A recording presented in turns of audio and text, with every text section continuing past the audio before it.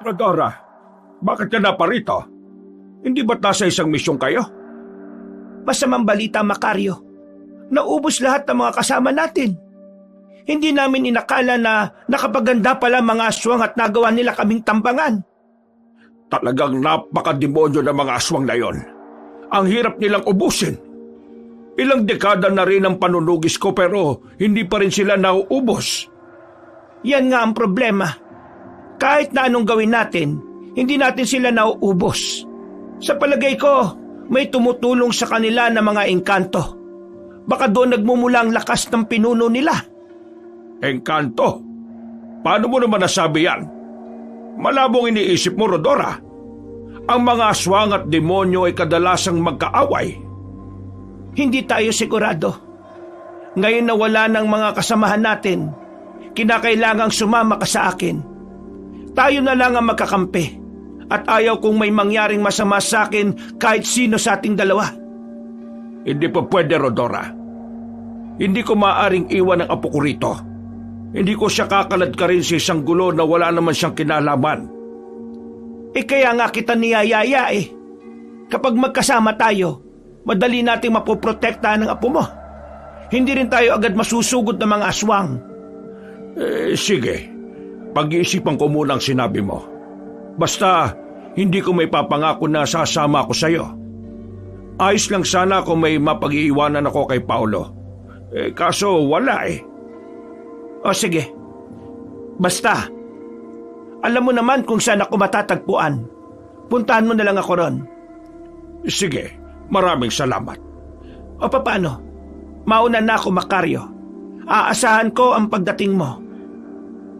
Dahil nakatayo sa tapat ng kanilang pintuan, narinig ni Paolo ang mga pinag-usapan ng kanyang lolo at ng ali. Lumakas ang kabog ng kanyang dibdib, sapagkat may kung anong kutob siya patungkol sa naging topic ng dalawa. Pupuntahan na sana niya ang kanyang lolo, pero nakita niyang papalapit yon sa kanya. Niyaya siya nitong pumasok na sa kanilang tirahan. Kaya napatango siya sa matanda. Sino po yung aling yon, Lo? Ay, yun. Siya si Rodora. Dati ko siyang kasamahan. Pero, wag mo na muna siyang intindihin. Tahimik na ang buhay natin rito. At hindi na tayo dapat pang sumali sa gulo nila. Baka po kung kailangan niya ng tulong natin, Lo. Hayaan mo siya. Ang importante, ligtas tayo. Hindi ko kayang ipagpalit ang buhay na meron tayo sa gulong hatid ng aking pagiging manunugis. Manunugis? Ano po yun? Yun po ba yung trabaho niyo, Lo? Hindi yun may tuturing na trabaho. Ang pagiging isang manunugis ay isang responsibilidad na hindi madaling takasan. Kung ganun po, hanggang ngayon, nanunugis pa rin kayo? Matagal ko nang iniwan ang gawaing yon. Maswerte nga lang ako at hindi ako ginagambala ng mga aswang. Wala nang banta sa ating kaligtasan. Lo, paano po kung gusto ko rin maging kagaya nyo? Pwede po ba yun? Ay, naku apo. Huwag mo nang pangarapin. Hindi biro ang pagiging manunugis. Hindi lang buhay mo ang nakataya. Nanganganib din yung mga kapamilya at kaibigan kung nagkataon. Bakit po naging ganun kayo? Kung alam niyo naman pala magiging kahihinatnan. Sa kapanahunan namin, kung hindi ka lalaban sa mga aswang, magiging biktima ka nila. Ang ama't ina ko ay mga manunugis, kaya nagpasya akong maging isa na rin ako sa kanila. Si tatay at nanay po, mga manunugis din ba sila, Lo?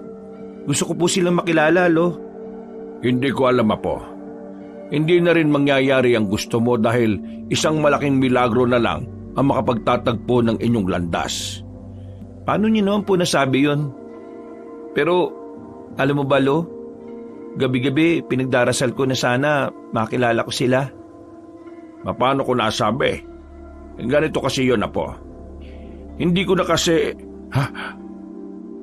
Parehong natigilan sina Paolo at tandang Macario dahil sa malakas na kalabog. Napatingala sila sa bubong at nakita nilang may mga alikabok na nahuhulog mula roon. Sumenyas ang matanda sa kanyang apo na huwag maingay, kaya hindi na muna nagsalita ang binatilyo. Walang ano-ano, nakarinig sila ng mga mabibilis na yabag sa bahay nila. Sinundan nyo ng mga kalampagan sa dingding, kaya nagmamadali ang matanda na sarhan ng mabuti ang bintana at pintuan. Ano pong nangyari, Lo? Ano po yung nagkakagulo sa labas at bakit parang gusto nila tayong pasukin dito? Hindi ko alam, Apo. Ngunit malakas ang kutob ko na mga aswang yan. Halika, kunin mo muna yung buntot ng pagi at itak ko. Saan naman po tayo pupunta? Baka mahuli nila tayo at kung anong gawin nila sa atin. Aalis tayo rito at pupunta tayo kay Rodora. Akin na yung itak. Gamitin mo na rin yung buntot ng pagi na yan kapag may lumapit sa yung aswang. Opo, masusunod po, Lo. Tayo na. Bago pa nila tuluyang masira ang bahay natin, kailangang wala na tayo rito. Sige po, Lo.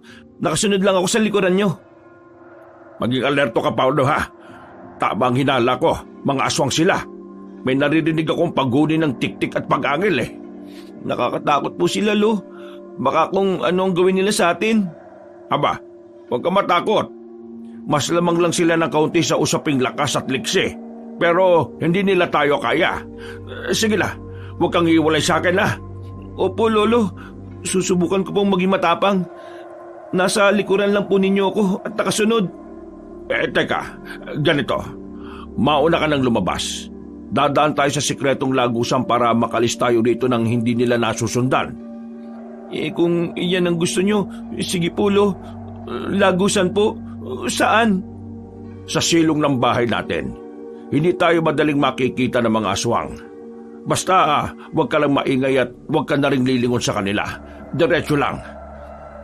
Pagkalabas nila sa likurang bahagi ng bahay nila, pumasok agad sila sa silong. Binuksan na matanda ang natatakpang lagusang doon at namangha si Paulo nang makitang may daan nga roon. Walang agam-agam na pumasok ang binatilyo at sumunod na rin sa kanya ang kanyang lolo Macario. Makaraan lang ang mahigit 5 minutong pangangapa sa loob ng lagusan, nakalabas sila roon.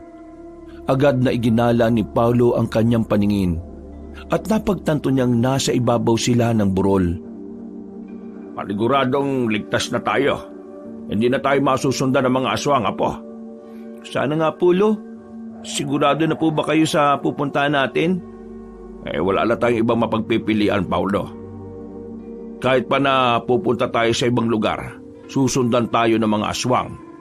Kung pupunta tayo kay Rodora, kahit paano alam natin na may kakampi tayo. Kayo po ang bahala, Lo. Basta ako, kung saan kayo, doon din ako. Hindi po kita iiwanan. Kung ganon, tayo na at nang makarating na tayo sa bahay ni Rodora.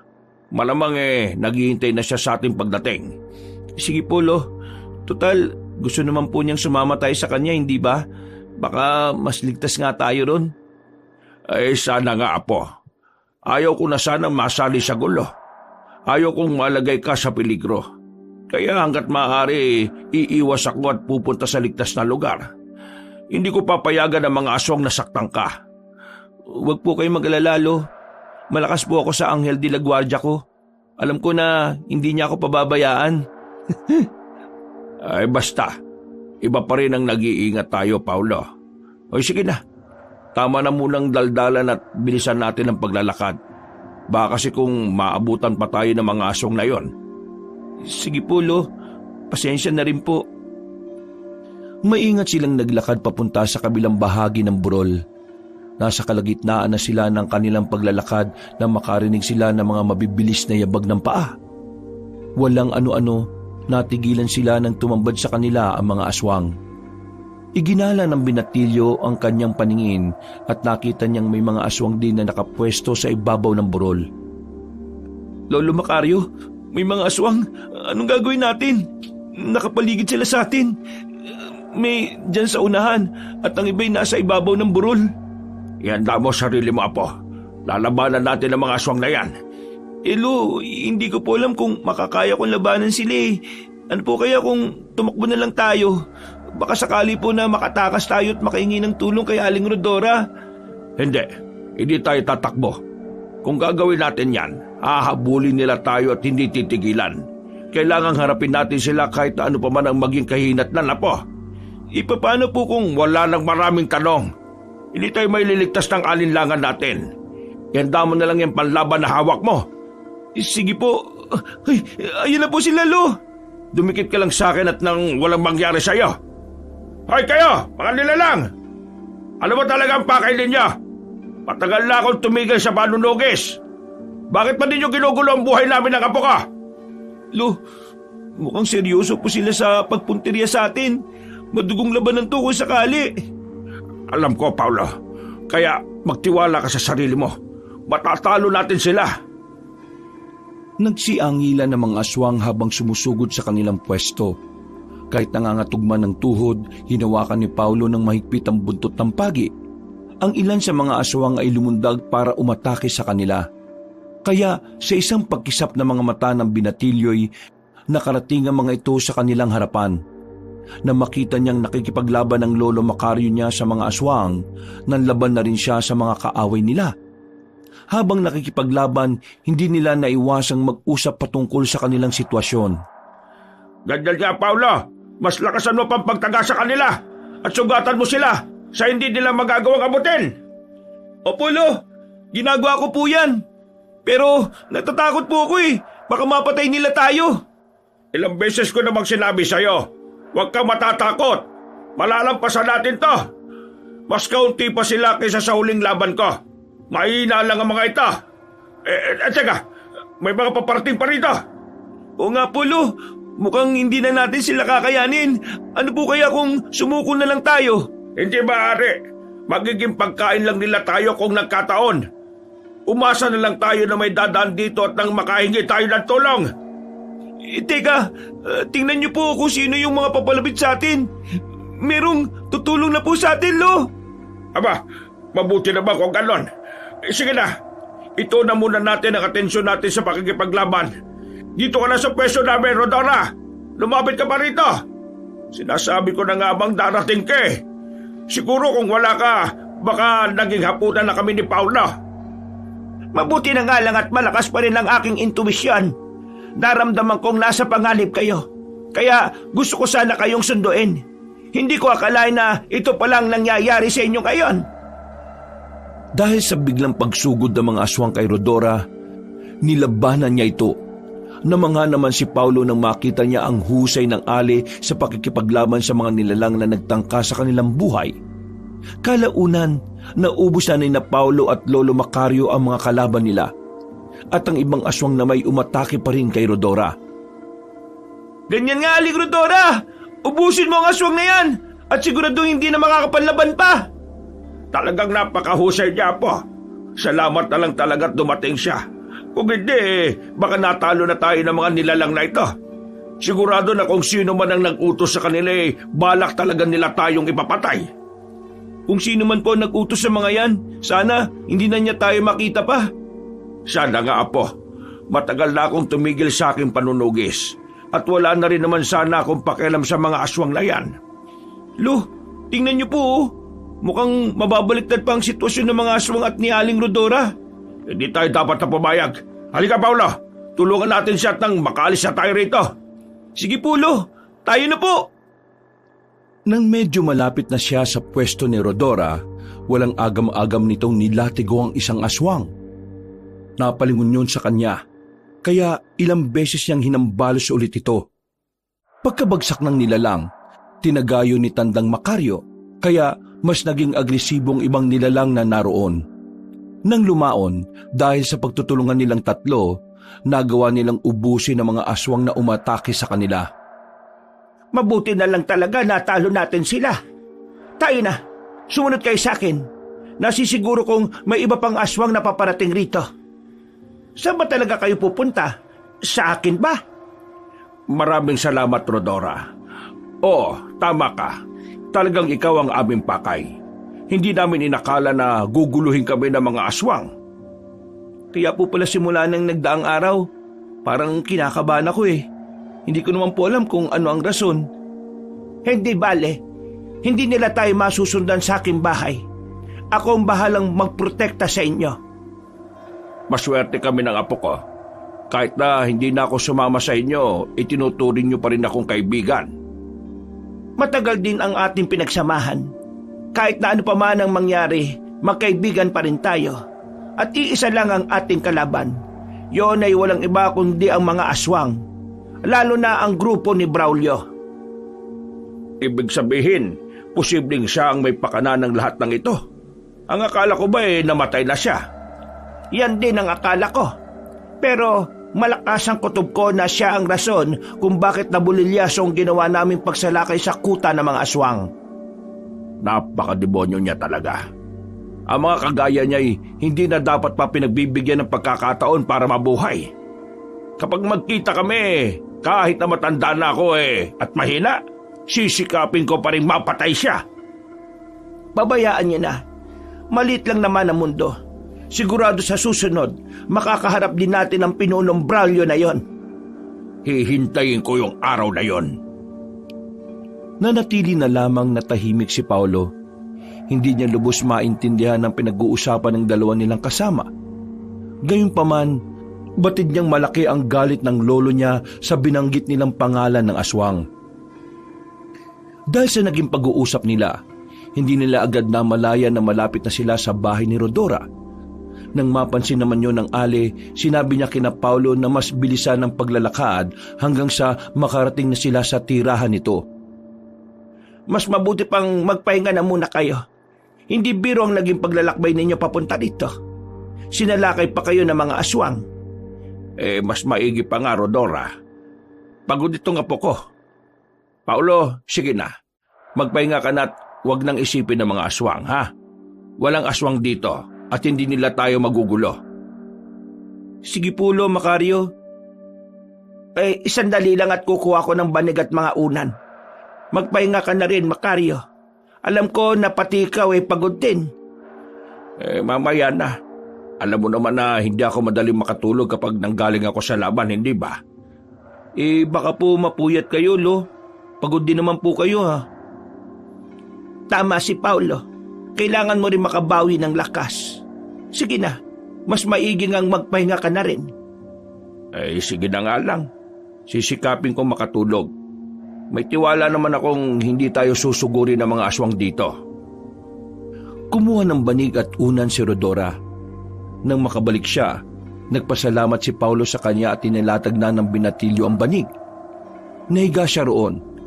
At dahil sa pagod na naramdaman niya, tuluyan siyang nakatulog at hindi na niya nalaman kung ano pa ang mga pinag-usapan ng kanyang lolo at ni Rodora.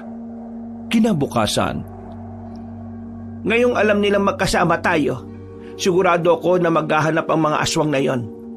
Kahit pa na hindi sila makakapasok dito sa bakuran, marami silang pwedeng gawin para masaktan nila tayo. Ano ngayon ang binabalak mo, Rodora? Ano kaya kung sugurin natin sila? Diyan din naman pupunta ang kalagayan natin na ito. Unahan na lang natin sila bago pa man sila makapaghanda. Mahirap yung sinasabi mo. Pero may punto ka rin naman. Kapag ginayaan natin silang sumugod dito, posible na may iba pang madadamay. Baka po kung malagay tayo sa langanin yan, Lo. Anong tayo? Maiwan ka rito, Paulo. Delikado ang susuungin namin. Baka hindi pa sapat ang kakayahan mo. Tama si Rodora, Paulo. Pabayaan mong kami na ang kumalaban sa mga aswang na yon. Pero gusto ko pong tumulong, Lo. Nakaya ko naman pong labanan ng mga aswang na humarang sa atin sa burol, di ba? Hindi porket nakaya mo sila, makakaya mo na mga aswang na susugurin namin. Mas malalakas sila kaysa sa mga nakalaban natin sa burol. Baka sakali lang pong makatulong. Kung dalawa lang kayo, baka malagay lang po kayo sa alanganin, Aling Rodora. Basta nakapagpasya na ako, Apo. Dito ka lang sa bahay ni Rodora at kami na ang bahala sa mga aswang na yon. Sige po, Lo. Pero mag-iingat kayo, ha. Aling Rodora, huwag niyo pong pababayaan ang lolo ko, ha. Parehong napatango si Natandang Macario at Rodora sa kanya. Hindi na lamang umimik si Paulo at minabuting magpahangin na muna sa labas ng bahay. Makalipas ang halos 3 minuto, naisipan niyang pumasok ulit at pakinggan ang pagkukwentuhan ng dalawa. Kahit natuto lang kanyang lolo na sumama siya, hindi pa rin nawala ang kanyang kagustuhang tumulong sa kanila. Sa susunod na gabi, kabilugan na ng buwan, mas magiging malakas sila. Kailangan nating mamili. Pabayaan sila mambiktima o pipigilan natin sila? Alam mo na kung ano ang sagot ko dyan, Rodora. Kahit na malakas sila sa panahong ito, kailangan pa rin natin gawin ang nararapat. Wala na tayong magagawa, Macario. Ang mga tao ang kawawa kapag hindi tayo gumalaw. Tayo na lang ang natitira sa grupo natin. Tama ka dyan, Rodora. Mamayang gabi, magsisimula tayo sa paglalakad patungo sa kuta nila. Kailangan makarating tayo ron bago pa man maging bilog ang buwan. Bakit? May alam ka bang daanan para mas madali tayo makarating doon? Oo. May isa sa ating kasama dati ang nagturo sa akin ng lihim na daanan patungo sa kuta ng mga aswang. Ay, sige. Pwede nating subukan ang sinasabi mong daanan. Pero kinakailangan nating paghandaan yon. Baka sa hindi natin inaasahan may nakaabang na pala sa atin. Nasa kalagitnaan ng pakikinig si Paulo nang may marinig siyang lagatik sa labas ng bahay ni Rodora. Agad niyang ibinaling ang atensyon niya roon at naglumapit siya sa pintuan para silipin kung ano ang nandun nang dilat ng kanyang mga mata nang makita niya ang dalawang lalaking tumatakbo ng mabilis palayo. Natigilan na lang siya sa pagtitig sa kanila nang makarinig siya ng yabag palapit sa kanyang pwesto. Nilingon niya yon at nalaman niyang si Rodora yon. Oh, Paulo, nandito ka lang pala. Ang akala ko lumabas ka at nagpahangin. Doon nga po ako galing, Aling Rodora. Naisip ko lang kasing bumalik dito kasi po may nakita kong dalawang lalaki na parang nagmamatsyag dito eh. Dalawang lalaki? Baka napadaan lang. Alam mo, marami talagang dumaraan dito.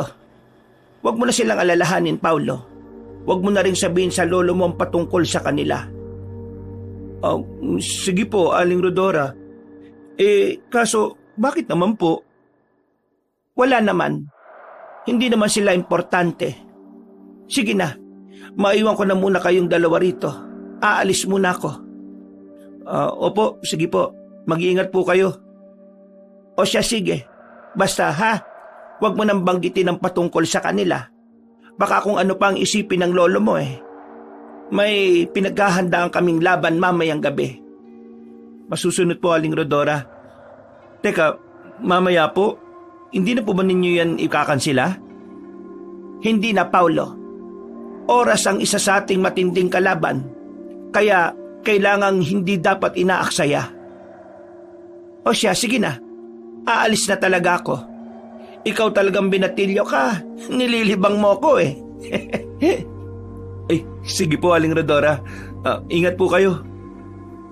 Napaisip ng gusto si Paulo kung bakit sinabi yon ng alis sa kanya. Kahit na nagkasundo na sila ni Rodora na hindi niya sasabihin kay Tandang Macario ang patungkol sa mga lalaki, hindi niya magawang ilihim yun sa kanyang lolo. Pinuntahan niya ang matanda at sinabi niya rito ang patungkol sa nakita niya. Baka nga napadaan lang ang mga yon, Apo. Hindi po, Lo. Nakita ko po sila na lumapit sa bahay ni Aling Rodora. Parang nagmamatsyag eh. Napatakbo pa nga sila ng mabilis nung makita nila ako. Teka. Alam ba ni Rodora ang patungkol sa kanila? Opo. Hindi ko nga alam kung bakit ayaw niyang sabihin sa inyo yung patungkol sa mga lalaki. Anong sabi mo? Ayaw niyang malaman ko ang patungkol sa mga yon? Opo. Para nga siyang nataranta nung sabihin ko yung patungkol sa dalawang yun eh. Ano kaya ang tinatago ng Rodora na yon? Mukhang may hindi tama eh. Ay nako. Pabayaan na muna natin yan. Huwag mo nang isipin ang patungkol sa dalawang lalaki na yon, Apo. Pero baka huwag mo nang intindihin yun, Apo. Sa ngayon, mas mabuti pang huwag tayo magtiwala ng lubusan sa kanya. Mahirap na. Baka ipapain lang niya tayo sa mga aswang. Ano naman po yung binabalak niyo, Lo? Aalis pala kayo mamayang gabi. Ay, oo nga pala. Mamayang gabi na pala yon. Lo, gusto ko po talagang sumama sa inyo ni Aling Rodora. Gusto kong tumulong kahit papano sa misyon niyo. Ay nako, Paulo. Manatili ka na lang dito. Mas ligtas ka rito, Apo. Ano naman po yung silbi ng pagiging ligtas ko kung nasa panganib naman po kayo, Lo? Isa pa, hindi maganda kutob ko. Para bang may mangyayaring hindi maganda sa akin dito kapag nagpaiwan ako eh. Diyos ko, Binatilyo ka oh. Huwag ka nga mag-isip ng ganyan. Baka dedemonyohin niyang dila mo at Sige na po, Lo. Kahit ang binatilyo pa lang po ako, alam ko naman sa sarili ko na kaya ko silang labanan. Simula na makalaban ko yung mga aswang kanina, pakiramdam ko po nawala na rin yung takot ko sa kanila eh. Teka. Sigurado ka bang sasama ka, Apo? Delikado yung pupuntahan namin. Kung tayo ng mga aswang. Baka kung ano pa mangyari sa iyo ron eh. Opo, Lo. Sigurado po ako. Wala naman akong gagawin dito eh. Basta pangako, hindi ako magiging pabigat sa inyo ni Aling Rodora. Siya sige. Hintayin na lang natin siya at kausapin. Kung papayag siya, sasama ka. Pero kung hindi, mananatili ka na lang muna rito. Habang wala si Rodora, nagpalipas sila ng oras sa pamamagitan ng pagkukwentuhan patungkol sa mga naging karanasan ni Tandang Macario. Nasa kalagitnaan sila ng kanilang pagkukwentuhan nang may makita siyang itak na nakasabit sa dingding. Pamilyar sa akin ang itak na yan ah. Teka, kaya mo bang maabot yan, Paulo? Sige po, susubukan ko po, Lo. May bangko naman po eh. Papatong na lang ako dyan. Sige. Titingnan ko lang naman. Parang nakita ko na kasi yan eh. Kung hindi ako nagkakamali, sukbit yan madalas ng isang kilalang albularyo noong kabataan ko. Teka lang po, Lo. Kukunin ko po. Mag-iingat ka po ha. Baka mahulog ka riyan. Panatiliin mo yung balanse mo. Ito na po. Ito din pinakukuha niyong itak, Lo. Bakit po? Ano po bang meron dito at parang nagka-interest kayo? Gaya nga ng sabi ko, pamilyar sa akin ang itak na ito. Akin na, bubusisiin ko at nang malaman kung totoong hinala ko. Sige po, Lo. Hindi. Ito nga yung itak na yon. Sinasabi ko na nga ba, pagmamayari ito ng albularyong yon. Kung pagmamayari po yan ng matandang albularyo na bantog noong kabataan nyo, bakit po kaya nandito yan kay Aling Rodora? Yan ang hindi ko alam, Apo. May hindi sinasabi sa akin si Rodora. Marami siyang itinatago sa akin. Hindi maganda ito. Ano pong ibig niyong sabihin, Lo? Basta, maganda ka lang. Iba na ang Rodorang nakilala ko dati at nakasama kaysa sa Rodora ngayon. Sige na, ibalik mo na ito roon. Sige po, Lo. Teka lang po Saktong pagkasabit ni Paulo ng itak, nakarinig siya ng mga yabag na papalapit sa tapat ng pintuan. Inaasahan niyang si Rodora yon, kaya nagmamadali siyang bumaba sa bangko at inayos yun sa dati niyang pwesto. Sakto namang nakalapit na ang binatilyo sa lolo niya nang bumukas ang pinto. Macario, Paulo, pasensya na kayo at ngayon lang ako nakauwi ha. Nakipagkwentuhan pa kasi ako sa ating kaibigan. Naiya naman akong umuwi kaagad dahil matagal din kaming hindi nagkita. Pasensya na talaga. Ano ka ba naman, Rodora? Walang problema sa amin yan. O nga po, wala pong kaso sa amin yan, Aling Rodora. Teka, Macario, handa ka na ba para mamayang gabi? Pwede naman siguro na bukas na ng gabi tayo pumunta ron, ano? Mamaya kasi, siguradong mag-iibayo ang kakayahan nila bilang aswang. Yan din ang inaalala ko. Siya nga pala, Rodora. Bakit nasa iyo yung itak na yan? Hindi ba't pagmamayari ng sikat na albularyo dito sa buong lalawigan natin yan dati? Ha? Oo, Macario. Sa kanya talaga yan. Sa katunayan, ibinigay niya sa akin dati nang matulungan ko siya sa pakikipaglaban sa aswang. Ganun ba? Kaya pala nandito yan. Napakaswerte mo at ibinigay niya sa iyo yung itak. Hindi naman, Macario. Siguro nagkataon lang talaga na naibigay niya yan sa akin. Isa pa pala, Rodora. Gusto ko sanang isama na natin si Paulo. Kahit na binatilyo pa lang yan, Alam ko na may tutulong din naman siya sa atin. Sigurado ka ba dyan, Macario? Baka kasi hindi niya kayanin ang magiging laban natin sa mga aswang. Ay ano, Paulo? Sigurado ka na bang sasama ka sa amin? Oo naman po, Lo, Aling Rodora. Alam ko po na kahit papano, makakatulong din ako sa inyo. Ay siya, sige. Nandyan naman ang Lolo Macario mo na aalalay sa iyo kung sakali. Basta, huwag ka lang maging pasaway, ha? Kailangan natin ng disiplina para manalo tayo. Tama si Rodora, Paulo. Kailangan natin na maging disiplinado. Hindi natin alam ang magiging resulta ng labang ito, pero kung may disiplina tayo, malaki ang tsansa na manalo tayo. Huwag po kayong mag-alala, Lo. Hindi po ako magiging makulit. Pangako po. Nang mga sandaling yon, nagplano silang tatlo ng kanilang gagawin. Napagkasunduan nilang pagkatapos na lang ng kabilugan ng buwan sila aalis. Dahil doon, nagpasya silang tatlo na ihanda ang mga sandata nilang gagamitin sa pakikipaglaban sa mga aswang. Pagkatapos nila, minabuti nilang tatlo na matulog na muna. Dahil hanggang sa mga oras na yon ay pagod pa rin si Paulo. Nakatulog siya ng mahimbing. Kinabukasan, paggising niya, naabutan niya ang Lolo Macario na naghahanda para sa kanilang pag-alis. Ano, Apo? Sigurado ka na ba talaga nasasama ka? Hindi na ba magbabago ang pasya mo? Hindi na po, Lo. Buo na ang desisyon ko na sasama ako sa inyo. Kung gayon, sige. Sandali. Mas mabuti siguro kung ikaw na magsuot itong pinakaiingatan ko. Ano po yan, Lo? Huwag mong ipagsasabi ito kahit kanino, ha? Ito, isuot mo. Tinatawag itong medalyon ni Tresario. Kinunsagra ko yan para maribueltahan ang mga nila. Kinunsagra ko yan para mariribueltahan ang mga nilalang na may masamang intensyon sa nagsusuot nito. Mag-iibayo rin ang tapang mo dahil dito. Teka po. Sigurado po ba kayo na ibibigay niyo sa akin? Paano naman kayo? Ay, kaya ko naman na sarili ko, Apo. Ang importante ay ikaw. Kapag may agimat ka, hindi ka madaling matatalo sa laban at protektado ka sa lahat ng sandali. Ganun po ba? Maraming salamat, Lo. Walang anuman, Apo. Sige na, ihanda mo na sarili mo. Kapag nakabalik dito si Rodora, aalis tayo. Kailangang makalahati natin ang paglalakbay natin bago pa man tuluyang maging madilim ang paligid. Sige po, Lo. Buong maghapon naghintay sina Paulo sa pag-uwi ni Rodora.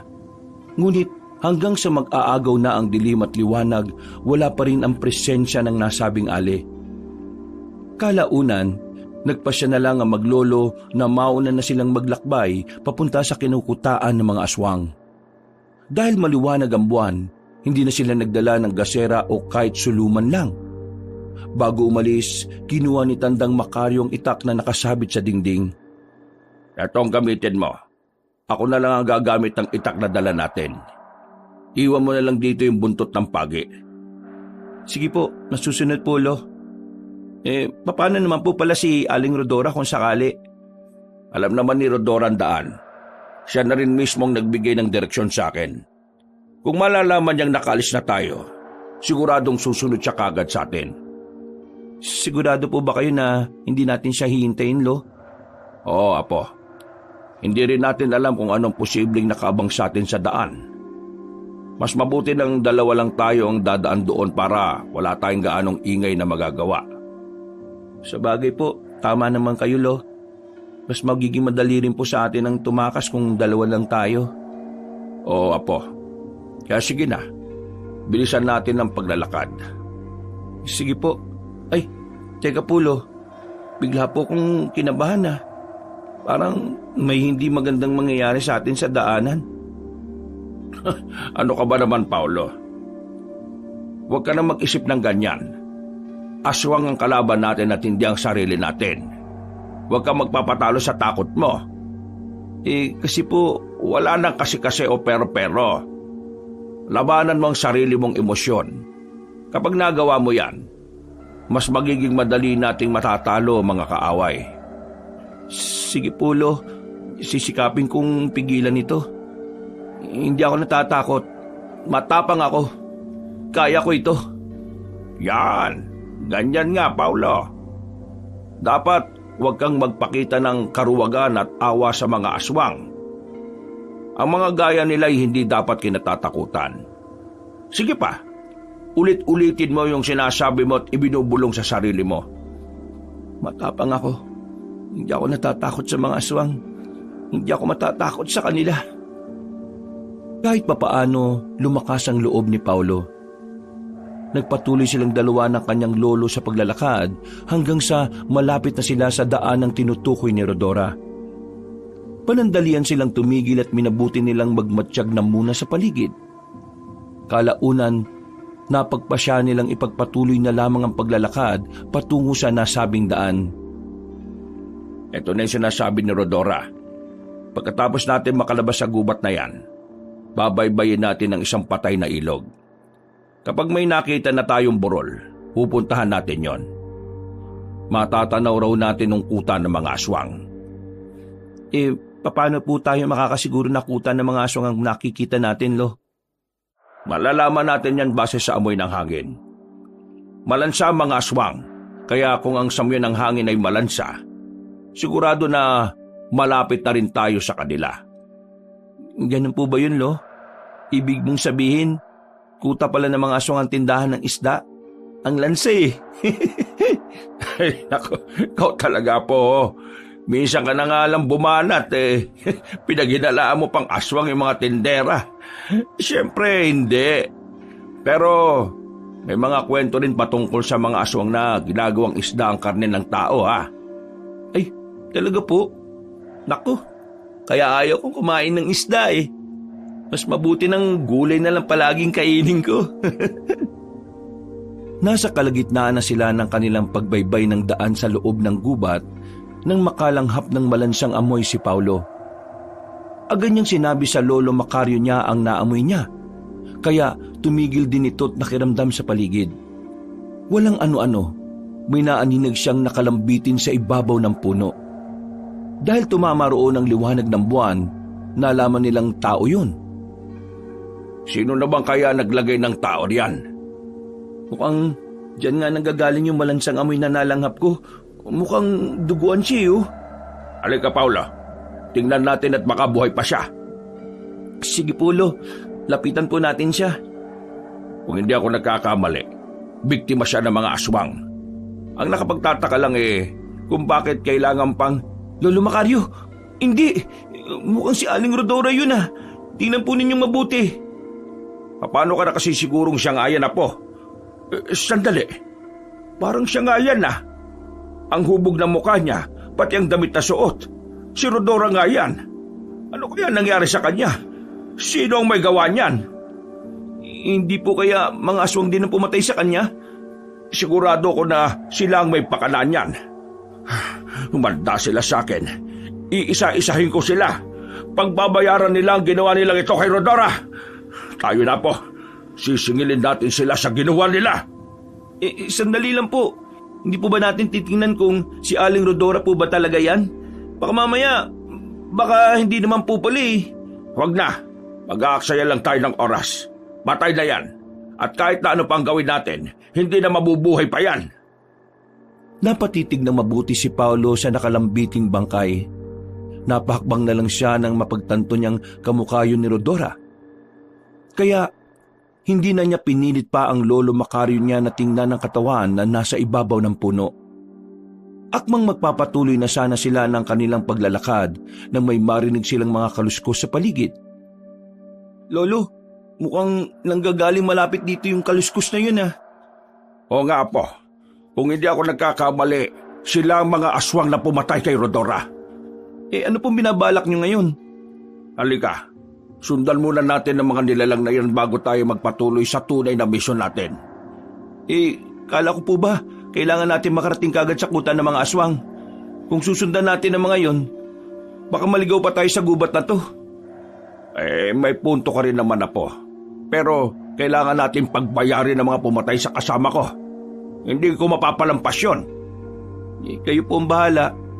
Basta ako, palagi po akong nakaalalay sa inyo. Ay ano pang hinihintay natin? Tayo na't baka makalayo pa yung mga aswang na yan. Sige po, Lo. Bilisan na lang po natin. Basta, magmatsyag ka lang ha. Kailangan natin maging alerto sa bawat sandali.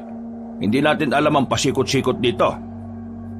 Nagsimulang maglakad na matanda, kaya sumunod na lang sa kanya si Paulo. Hindi naman niya nagawang pigilan ng kanyang lolo, lalo pat nakita niya sa mga mata na matanda ang determinasyong makapaghihiganti sa mga pumatay kay Rodora.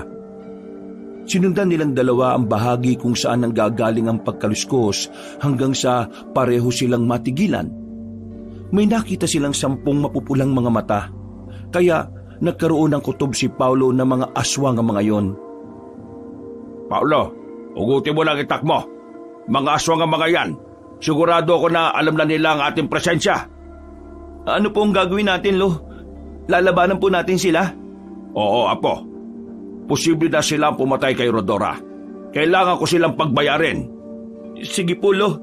Teka, umiinit ang suot ko medalyon. Lo, ano pong ibig sabihin nito? Baka po kung ano na mangyayari sa akin, ah. Kumalma ka lang. Palatandaan lang yan na buhay ang suot mo. Pinoprotektahan ka niya. Huwag kang matakot sa mga aswang na yan. Mukhang karaniwang aswang lang naman sila. Kaya hindi sila makakatagal sa atin. Napansinan nila tayo, Lo. Humarap silang lahat dito eh. Sige na, ihanda mo na sarili mo. Ay teka, pupwesto ako sa unahan mo. Bantayan mo na lang yung likuran ko at ako nang bahalang humarap sa kanila. Sige po, Lo. Iyan ang gagawin ko. Mag-iingat po kayo, Lo, ah. Sige, ikaw rin. Kahit naaalalay ka lang sa akin kailangan mo rin mag-ingat. Ako na po ang bahala sa sarili ko, Lo. Papasugod na sila rito sa atin. O sige, humanda sa akin ang mga aswang na yan. Sumugod sa kanilang dalawa ang 5 nilalang. Napamuran naman si Tandang Macario at agad na nilabanan ng mga aswang.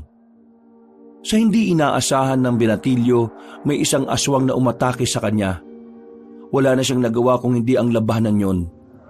Gamit ang hawak niyang itak, napangiti na lang siya nang malaman niyang naging mas malakas at maliksi siya ng mga oras na yon. Nang mapabagsak na niya ang aswang, ibinaling niya ang atensyon niya sa kanyang lolo Macario. Pagkakita niyang may natitira pang 2 aswang, lumapit siya sa matanda at tinulungan nitong matalong 2 nilalang. Munti ka na tayo rin, Lo, ah. Mabuti na lang talaga at kasama kita, Apo. Siguro kung mag-isa lang ako, baka nalagay pa ako sa alanganin eh. Salamat, Apo. Salamat din po, Lo. Hindi ko na nga rin po inaasahan na susugurin ako ng isang aswang eh. Mabuti na lang alerto ako. Talagang mana ka sa akin, Apo. Nang ako nasa edad mong yan, masasabi kong mabagsik din akong kalaban ng mga aswang. Kaya naman po siguro kahit hindi nyo tinutukan yung pagtuturo sa akin, kahit papano alam ko kung paano sila labanan. Ano po? May tama ka riyan, Apo. O siya, sige na. Patay na yung mga aswang na ito. Magpatuloy na tayo sa ating paglalakad. Saka na lang natin ilibing ang katawan ni Rodora kapag nakabalik na tayo. Sige po, Lo. Teka po. Sigurado po ba na makakarating tayo agad dun sa kuta ng mga aswang? Kung susundin natin yung sinabi ni Aling Rodora? Hindi rin ako sigurado, Apo. Basta, magtiwala na lang tayo sa sinabi niya. Ngayon, wala na akong pakialam kung ilang araw tayo makakarating doon. Dahil sa ginawa nila kay Rodora at sa panggagambala nila sa tahimik na buhay natin, nararapat lang sigurong tugisin at isa-isang patay ng mga yon. Oo nga po, Lo. Ang mga katulad nila, dapat talagang pinaparusahan. Hindi na dapat binubuhay ang mga kagaya nilang masasama eh. Kapag makaharap ko mga aswang na yan, gagawin ko rin sa kanilang ginawa nila kay Rodora. Nagpatuloy sina Paulo sa paglalakad hanggang sa makalabas na sila sa gubat. Panandalian silang tumigil doon hanggang sa makita na nila ang sinasabi ni Rodora na patay na ilog. Sinundan nila ang pangpang noon hanggang sa may makita silang isang burol. Umakyat sila roon at dahil nakaramdam sila ng pagod, minabuti nilang magpahinga na muna roon. Akmang uupo na sana si Paulo sa lupa nang bigla siyang nakaramdam na matinding init na nagmumula sa itak na hawak niya. Bibitiwan sana niya yon pero uminit din ang medalyon niya. Apo, ano ba nangyayari sa'yo? Bakit bigla ka natigilan? May problema ba? Lo, uminit po yung itak na to. Pero agad ding nawala nang magsimulang uminit ang suot kong tresaryo. Hindi kaya may kung anong misteryo to? Kung may hiwaga nga ang itak na yan, ano naman kaya? Pero posible naman ang sinasabi mo. Isang batikang albularyo ang may-ari niyan dati. Kung ganun, ano po kaya meron sa itak na ito? Teka, kung albularyo nga ang may-ari po nito, bakit parang kinukontra ito ng medalyon? Hindi ko alam, Apo. Kung gusto mo, magpalitan na lang tayo. Sa iyo na itong itak ko at ako naman ang gagamit niyan. Ano, payag ka ba? Huwag na po siguro, Lo. Kaya ko naman po eh. Siguro nagulat lang ako nang bigla itong uminit. Ikaw bahala. Basta, kung may mapansin ka ulit na kakaiba, sabihin mo kaagad sa akin, ha? Sige po, Lo. Kung iinit ulit yung itak na ito, makikipagpalitan na po ako sa inyo. Ay, teka. May na lang nga po akong balansang amoy ng hangin, ha. Hindi kaya malapit na talaga tayo sa kuta ng mga aswang? Oo nga, balansa na nga ang hangin. Tama si Rodora. Hindi pala niya tayo nilalansi. Igala mo ang paningin mo hanggang sa maaabot niyan. Kailangan mahanap natin ang kuta ng mga kalaban natin. Iginala ni Paulo ang kanyang paningin sa paligid hanggang sa may makita siyang siga sa malayo. Sinabi niya yun sa lolo Macario niya. At napailing na lang ang matanda. Nakayayaan silang puntahan ng nayong natatanaw nila. Kaya bumaba sila sa burol. Walang ano-ano, parehong napasigaw ang maglolo nang mahulog sila sa isang hukay. Sinubukan nilang makakyat pero wala silang makapitan. Hindi, nahulog tayo sa isang patibong, Apo. Sigurado na kagagawa nito ng mga aswang. Ano pong gagawin natin? Baka po dito na tayo mamatay, Lo. Umalma ka lang, Apo. Hindi tayo mamamatay. Maghahanap tayo ng paraan para makakyat sa hukay na ito. Teka po. May naririnig ako mga kaluskos at yabag na papalapit dito. Baka mga aswang na po yan, Lo. Huwag ka munang gumawa ng ingay, Paulo. Kung mga aswang yan, kailangan makahanap tayo ng pagkakataon. Isang pagkakamali lang nila, makakakyat tayo rito. Lo, nandyan na po sila. Ayan na. May nakadungaw na rito na isang nilalang. Shh! Huwag ka maingay. May tagabulag ang medalyon mo. Kaya hindi ka nila madaling makita. Ako naman, pag-uurasyon na lang para hindi nila ako mapansin. Pigil hininga si Paulo habang nakatingala sa mga aswang. Panay ang pagsilip nila sa hukay. Pero wala silang nakita. Sa hindi nila inaasahan, napansin nila ang hawak ng isang aswang. Umuusok yon. At bago pa man nila malaman kung ano ang binabalak ng nilalang, inihulog na nito sa butas ang bagay na umuusok.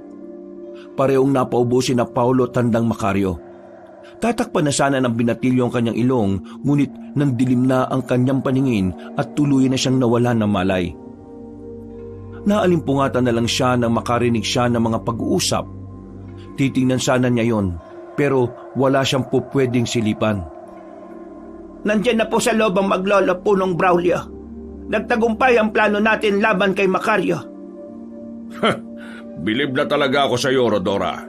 Sigurado na iniisip nilang ikaw talaga yung katawan ng saging na nakalambitin sa puno. Ano na po ngayon ang balak nyo kay Macario at sa apo niyang si Paulo?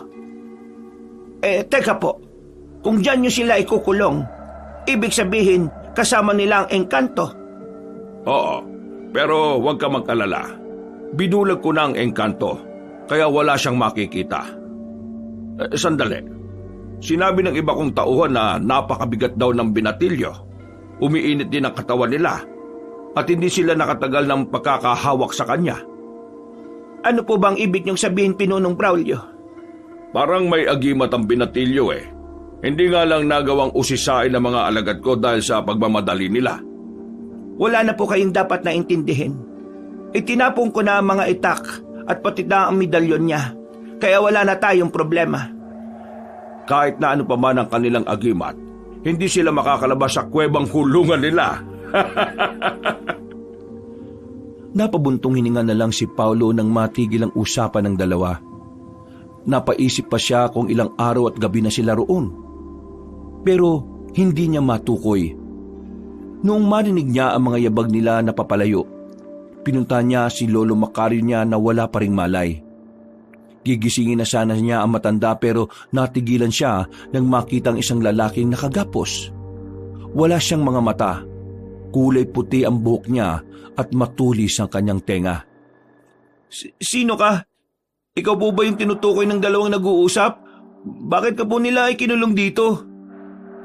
Ako ang dapat na magtanong niyan sa'yo. Sino kayo at bakit kayo kinulong ng mga aswang dito? Ako si Fernando. Ilang taon na rin ako nakakulong dito. Teka, anong pangalan mo? Ako po si Paulo. Hindi ko po alam kung ano talaga ang pake ng mga aswang na yun sa amin eh. Kayo, bakit po kinulong nila kayo dito? Hindi ko rin alam.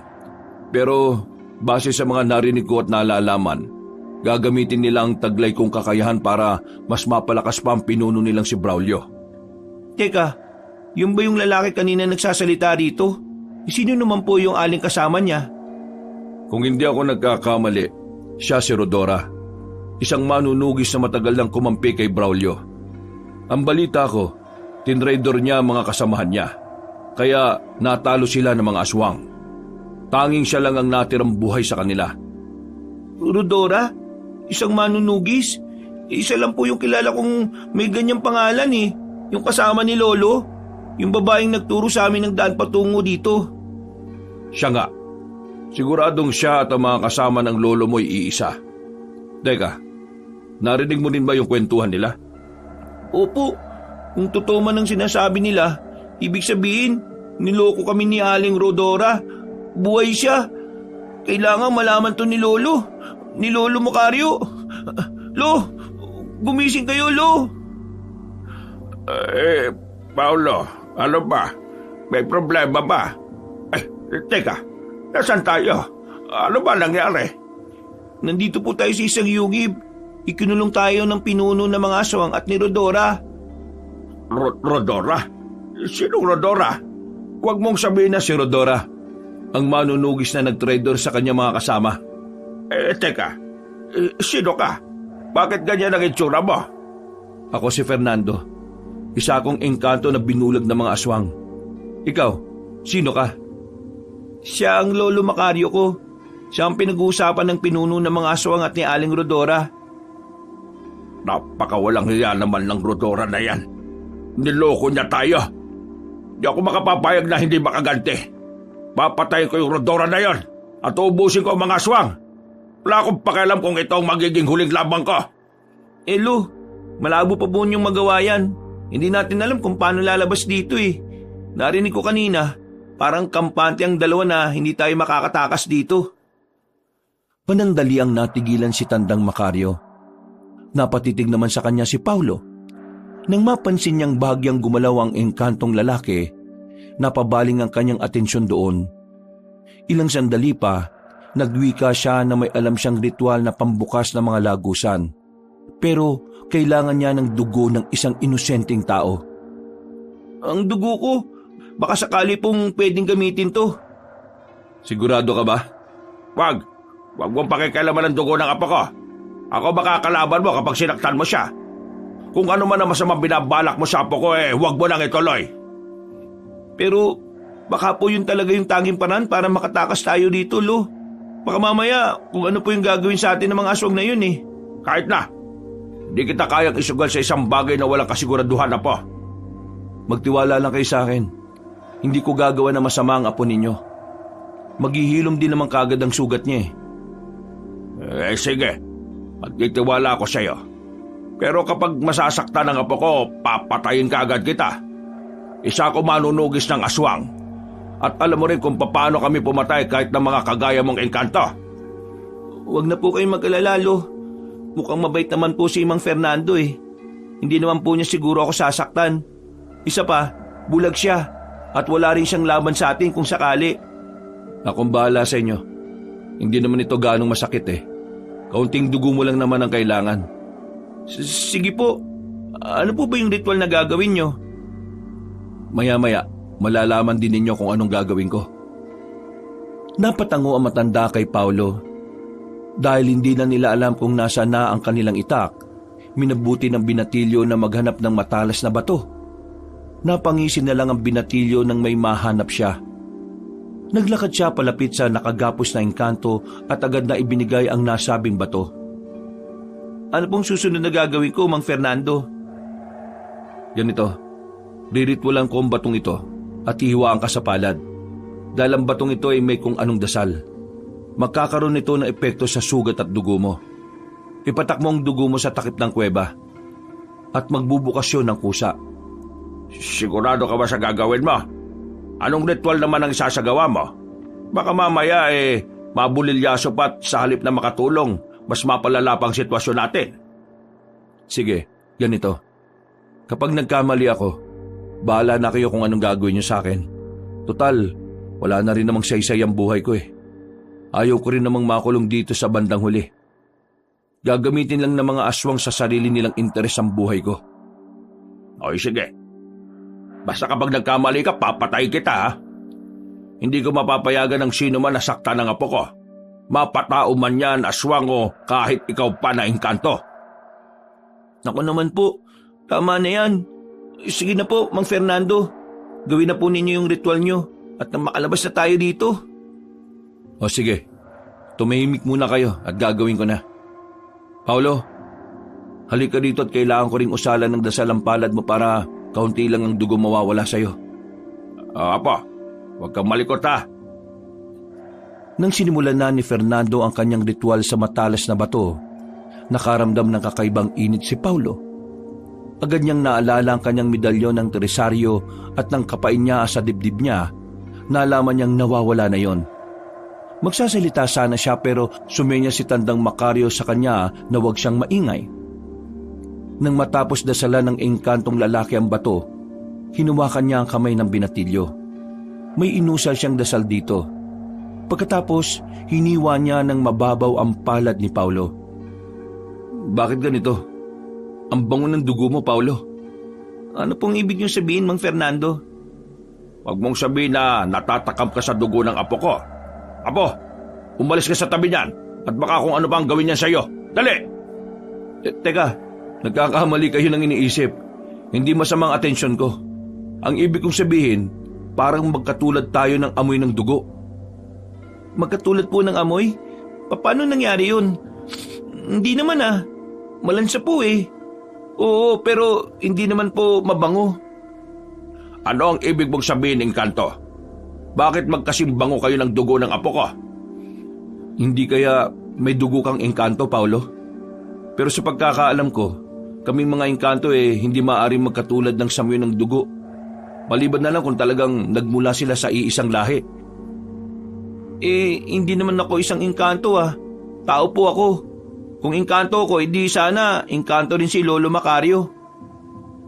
Natigilan na lamang sila sa kanilang pag-uusap nang makarinig sila ng mga boses sa labas.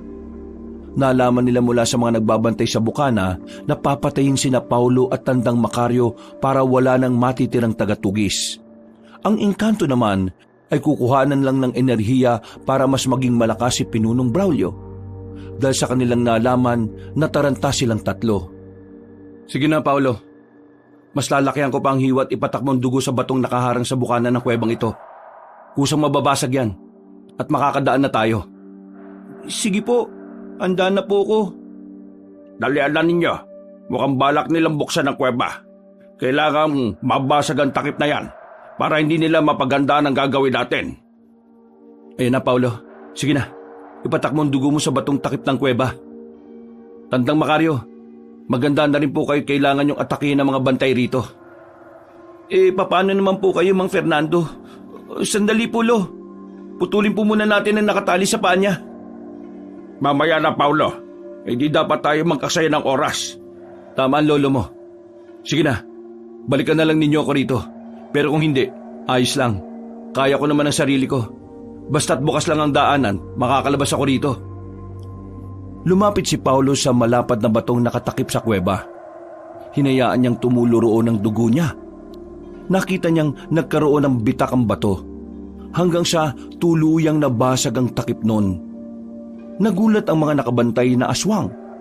At bago pa man sila nakapaganda, inatake na sila ni Tandang Macario. Susugurin din sana matanda ng isang aswang pero may napulot na bato si Paulo. Buong lakas niyang binato ang nilalang. Nang mapalingon ng aswang sa kanya, ibinaling ni Tandang Makaryo ang pansin niya sa nilalang. Agad niya itong inatake at binali ang leeg, kaya nabuwal yon sa sahig ng kuweba. Lolo Macario, iligtas na rin natin si Mang Fernando. Kawawa naman siya kung papatayin lang siya ng mga aswang. Sige apo, sandali lang at hahatakin ko papasok sa kuweba ang katawan ng 2 aswang na ito. Teka po, Lo, wala na si Mang Fernando. Namansin mo bang dumaan siya sa bukana? Aba, hindi teka, baka kung saan lang siya nagsuot apo. Wala po talaga, Lo eh. Sigurado na nakatakas na siya. Baka ginamit po niya yung tsansa na makatakas nung nagbukas na yung kuweba. Mabuti nga kung ganon. Sa ngayon, wala tayong aalalahanin kung hindi ang ubusin ng mga aswang na narito. Pero ang inaalala ko lang po, bulag po siya. Baka po kung ano po mangyari sa kanya, Lo. Isa siyang engkanto apo, nilalang ng kalikasan. Alam ko na walang mangyayaring masama sa kanya. Tayo na po, kailangan na nating mahanap ang pinuno ng mga aswang. Kung totoo mang kasabwat ng pinunong yon si Rodora, pagbabayarin ko ang aling yon. Traidor siya. Teka po, anong gagamitin natin panlaban sa mga aswang? Wala tayong kahit na itak. Nawala rin po yung medalyong ibinigay niyo sa akin. Maghahanap na lang muna tayo. Sigurado na may makikita tayong panlaban sa kanila. Pero kailangan natin mag-ingat. Hindi natin alam kung ilan ang ating kalaban. Tayo na. Umalis sila sa tapat ng kuweba. Iginala nila ang paningin nila sa paligid at napagtanto nila na nasa bandang likuran ng nayon ng kuwebang naging kulungan nila. Sinubukan nilang hanapin doon ang kanilang itak at ang medalyon ni Paulo, pero kahit saan sila magagilap ay hindi nila ito nakita. Nasa ganong sitwasyon sila na makarinig sila ng mga yabag ng paa. Magtatago na sana sila pero natanaw ni Paulo ang itak nila ng lolo niya at maging ang medalyon niya. Narinig pa niya ang boses ni Fernando na nagsasabi patungkol sa medalyon niya at itak. Lolo, ayun yung itak natin, oh. Mabuti na lang talaga at nakita mo. Halika, kunin na natin yon. Papalapit na rito yung mga aswang at kailangan natin silang labanan. Sige po, Lo. Teka, tingnan po ninyo kung sino paparating. Hindi, si Rodora at kasama niya ang halos 20 aswang. Tama ang sinabi ni Mang Fernando. Si Aling Rodora nga ang kasama ng pinuno ng mga aswang kanina. Magbabayad sa akin ang traidor na yan. Malamang, ang 2 lalaking nakita mo na nagmamatsyag sa bahay niya ng nakaraan mga aswang yon. At sa tuwing umaalis siya at nakikipagkita siya sa pinunong Braulio na yon. Walang iya talaga siya. Papalapit na sila dito. Anong gagawin natin, Lo? Banda ka, haharapin natin sila at kakalabanin. Tutuldukan natin ang kasamaan nila. Sige po, Lo. Ngayon na nandito na sa akin ang medalyon ng Trisaryo, hindi na ako natatakot sa kanila. Basta, mag-iingat ka pa rin. Umalalay ka lang sa likod ko. Baka bigla kang paligiran ng mga yan Masusunod po, Lo. Sige na, halika na't salubungin natin ang mga aswang na yan. Habang hawak ng mahigpit ang itak, naglakad silang 2 ng kanyang lolo. Nang medyo malapit na sila sa mga aswang, natigilan sila nang mapatitig sa kanila si Rodora. Namulagat ang mga mata nun, at ilang sandali pa, napangisi siya. Inutusan niya ang mga aswang na sumugod kina Paulo. Napalunok naman ng kanyang laway ang binatilyo at pumwesto sa bandang likod ng kanyang lolo Macario. Lolo, palapit na dito yung mga aswang. Ihanda mo sarili mo, Paulo. Mas marami sila kaysa sa atin. Kailangan natin pag-igihan ang pakikipaglaban sa kanila. Sige po, Lo.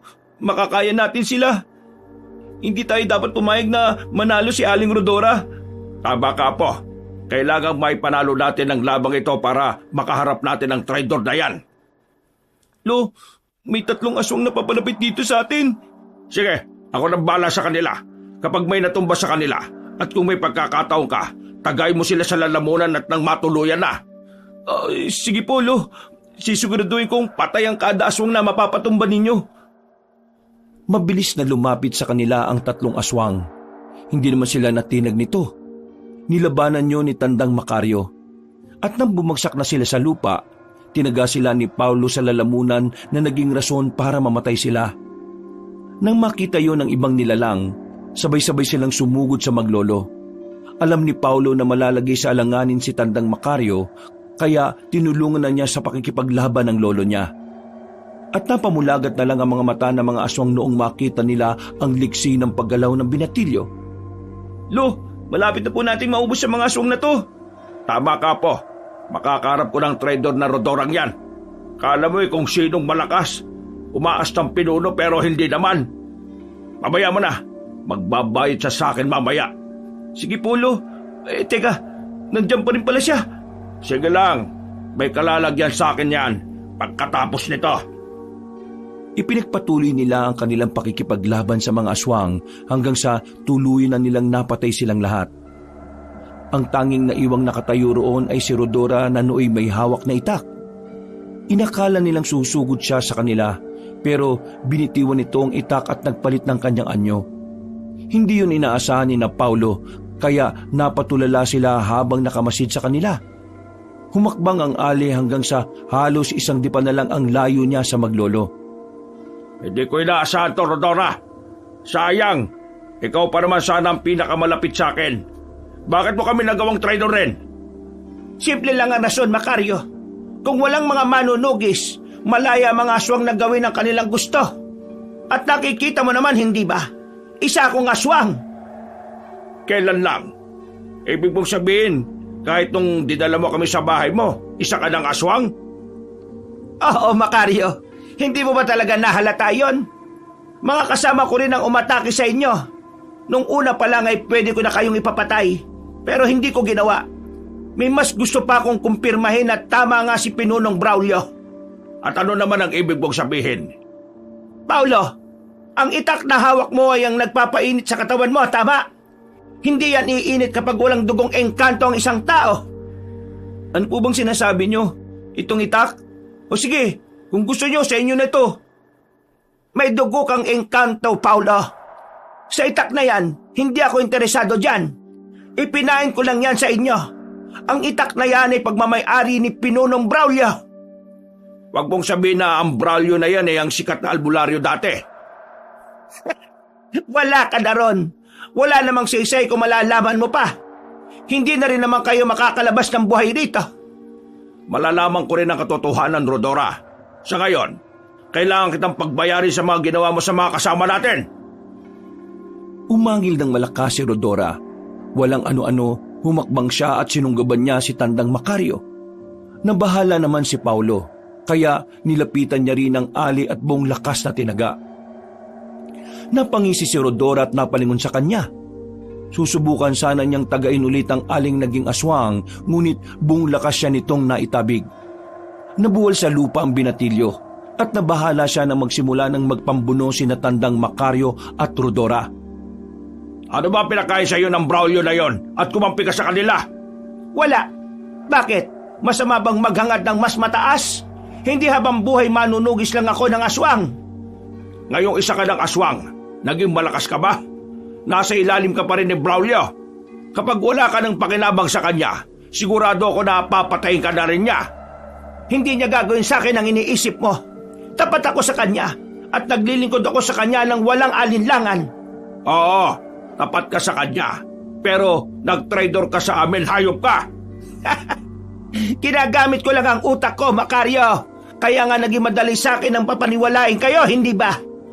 Talagang napaka-demonyo mo, Rodora. Magbabayad ka sa ginawa mo. Wala akong dapat pagbayaran sa inyo. Wala akong utang. Pero ngayong nandito na kayo, baka pagkatapos ng gabing ito, magkakaroon din ako ng utang sa inyong maglolo.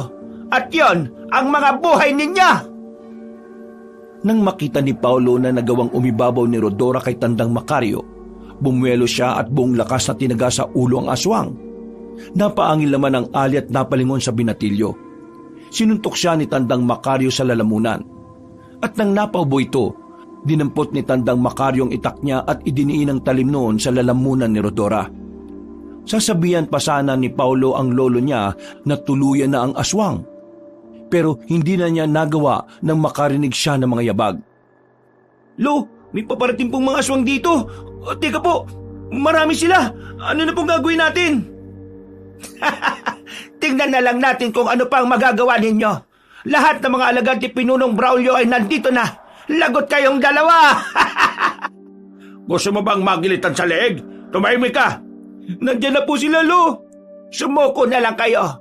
Wala nang patutunguhan ang pagkikipaglaban nyo sa amin dahil mamamatay lang din naman kayo. Sinabing tumahimik ka eh. Paulo, ikaw na bahala sa aswang na ito.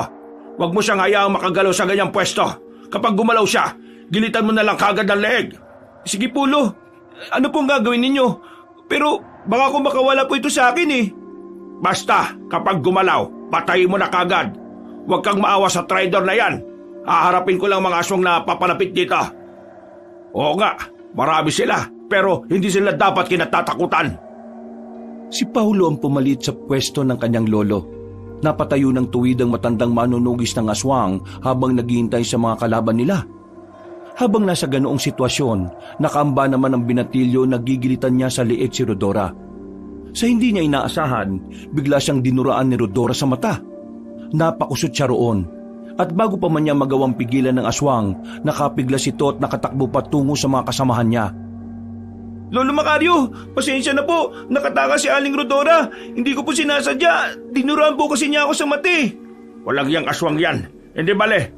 Tulungan mo na lang kung labanan na baka ito. Sige po. Nakaya ko ang iba nating kalaban at kakayanin ko din sila. Kasama ko naman kayo eh. Sige, maganda ka. Malapit na sila rito. Kapag nagkaroon tayo ng pagkakataon, unahin natin patayin ang traidor na yan. Teka po. Tingnan niyo kung anong nangyayari. Sinakal ng isang aswang si Aling Rodora, Lo. Hindi. Kung yan ang dating bantog na albularyo, paano nanatili siyang bata? Mas matanda pa ako kung titingnan kaysa sa kanya ngayon ah. Siya po ba yung tinatawag na pinunong Braulio ni Aling Rodora? Bakit kaya sinasakal siya? Tingnan po ninyo, Lo. Papalapit na sila rito sa atin. Maganda ka, Paulo. Hindi simpleng labanan ang haharapin natin. Isa na itong digmaan. Nang mga 3 di pa palang ang layo ng mga aswang kina Paulo, napangisi sila at ipinakita nila ang kanilang mga pangil. Bahagyang nakaramdam ng takot ang binatilyo. Pero itinago niya yon sa kanyang lolo. Nang mga panahong yon, iniangat ni Pinunong Braulio si Rodora sa ere. Nagpumiglas naman at nagmakaawa ang dating kasamahan ni na Lolo Macario pero hindi siya pinakinggan ng pinuno ng mga aswang. Wala ka silbi! Ang mga kagaya mo'y walang puwang dito sa kuta ko. Ang dapat sa'yo mamatay. Total, tapos na rin naman ang serbisyo mo sa akin at nadala mo na rito ang manunugis na yan. Maawa kayo, Pinunong Braulio. Pakawalan niyo ako. Ginawa ko naman ang gusto niyo ah. Kasama pa nga niya ang apo niya eh. Yan nga ang problema. Isang matanda't binatilyo lang ang kalaban mo pero hindi mo pa sila matalo-talo. Bakit? Ano ba ang meron sa dalawang yan, ha? Binatilyo, anak siya ng isang engkanto. At kung hindi ako nagkakamali, siya ang naging anak ni Fernando. Ano pong pinagsasabi niya, Lo? Totoo ba sinabi nila? Hindi ko alam, Apo. Sige, aaminin ko na ang totoo. Nakuha lang kita sa isang gubat. Sa takot ko na baka kainin ka ng mababangis na hayop, dinala kita pa uwi at inalagaan. Itinuring kitang parang tunay na apo. Lolo Macario, ibig sabihin, malaki ang posibilidad na anak nga ako ng isang engkanto. Kaya pala sinabi ni Mang Fernando na magkamoy ang aming mga dugo. Sino naman pong nanay ko? Hindi ko alam. Pero malakas ang kutob ko na isang tao ang nanay mo, Paulo. Ano? Tapos na kayo? Kung tapos na kayong dalawa, tingnan nyo ito. Itutulad ko kayo sa kung anong gagawin ko sa dating manunugis na ito. Pinuno, wag po. Maawa kayo sa akin. Maawa na po kayo. Sige, mga alagad ko. Paligiran na maglolong yan. Bigyan nyo ako ng magandang laban. Pinaligiran sila ng napakaraming aswang. Na mga panahong yon, halos mapaso na ang dibdib ng binatilyo dahil sa pag-init ng kanyang mutya. Nabahala siya nang maisip niyang baka matatalo sila. Pero agad ding nawala yon nang sa isang pagkisap ng kanilang mga mata, lumitaw sa kanilang harapan si Fernando na may hawak na espada. Namangha pa si Paulo roon nang makita niyang may manipis na kuryenteng dumadaloy sa nasabing sandata. Nandito na ako. Hindi ko kayo pababayaan. Mang Fernando, saan po kayo nang galing? Nakakakita na po ba kayo? Mas bumata pa po kayo ah. Mamaya na lang tayo magkwentuhan. May mga aswang na nakapaligid sa atin. Isang hudyat lang ng pinuno nila, aatake sila sa atin. Huwag kayo matakot. Tutulungan ko kayo para mapuksa ang mga aswang na ito. Teka, habang papalipit ako sa lagusan patungo rito, narinig ko ang usapan ninyo. Totoo ba, Paulo? Anak ka ng isang engkanto? Yan naman po ang sabi nila pero parang ayaw ko maniwala eh. Kung ganon, tama ang hinala ko. Ikaw nga nawawalang anak ko. Magkasingamoy ang dugo natin, kaya alam ko na anak kita. At bumalik ka pa talaga rito, engkanto! May gusto lang pala akong sabihin sa iyo. Ang ina ng binatilyong yan na binuntis mo ay matagal ng patay. Matagal ko nang kinain ang laman loob niya! Talagang ang napakasama mo. Idinami mo pa rito ang anak ko ha. Humanda kayo sa hawak kong espada. Napatawa lang ang pinuno ng mga aswang. Noon din, inutusan niya ang mga alagad niya para sumugod kina Paulo. Naganda naman silang tatlo at nang umatake sa kanilang mga aswang, walang pagdadalawang isip nilang nilabanan yon. Siniguro naman nila tandang Macario at Fernando na walang aswang na makakapanakit kay Paulo habang nasa kalagitnaan sila ng labanan. Sa hindi nila malamang dahilan, nahirapan silang patayin ng mga alagad ni Pinunong Braulio. Nakakabangon pa rin sila kahit na malalim na ang kanilang sugat. Hindi sila madaling patayin. Ano po pwede natin gawin? Paulo, magpalit tayo ng sandatang ginagamit. Ang espadang ito ay mas lalakas kapag hawak ng isang engkantao. Sigurado na mas magagamit mo ito. Sige na, akin na yung itak mo. Sigurado po kayo? Sige po, ito na po ang itak ko, Mang Fernando. Anong plano ninyo? Gagamitin niyo ang binatilyong yan laban sa mga kampong ko? Ikaw ang may pakana ng lahat ng ito. Marami sa mga kasama mong namatay ng dahil sa iyo. Hindi kita mapapatawad. Lalabanan kita kahit matanda na ako. Paulo, Fernando, kayo na ang bahala sa mga alagad niya. Haharapin ko ang pinuno nila at susubukang wakasan ang buhay niya. Mag-ingat po kayo, Lo. Sige, tanda. Halika rito sa akin. Mas lumapit ka rito at nang makuha mo ang nakalaan na parte mo. Mag-ingat kayo. Malakas ang aswang na yan. At hindi ka dapat pumayag na maisa ang kanya. Inatake ni Tandang Macario ang pinuno ng mga aswang, kaya nanlaban silang dalawa. Mas naging agresibo naman ang mga aswang na kalaban ni na Paulo, kaya naituon niya ang pansin niya roon. Noong mga sandaling yon, naramdaman na ng binatilyo ang kuryente ng espada. Napangisi na lang siya nung makita niya ang bawat aswang na nasusugatan niya ay tumitilapon at nasusunog. Sinasabi ko na nga be, mas lalakas pa ang espada ko kapag hawak mo. Sige, Paulo, ipakita mo sa kanila kung gaano ka kagaling at kung gaano kabagsik ang espada ang hawak mo. Sige po. Ayan, may paparating pang mga aswang dito. Parang hindi sila nauubos. Mabuti na lang. Hindi na nakakabangon pa ang mga kalabang nasusugatan ko dito. Huwag ka mag-alala. Pagkatapos ng laban na to, ibibigay ko na yan sa'yo. Talaga po? Seryoso po ba kayo? Oo naman, no? Sige na, ubusin natin ang mga alagad ni Braulio at nang matulungan na natin ng lolo mo.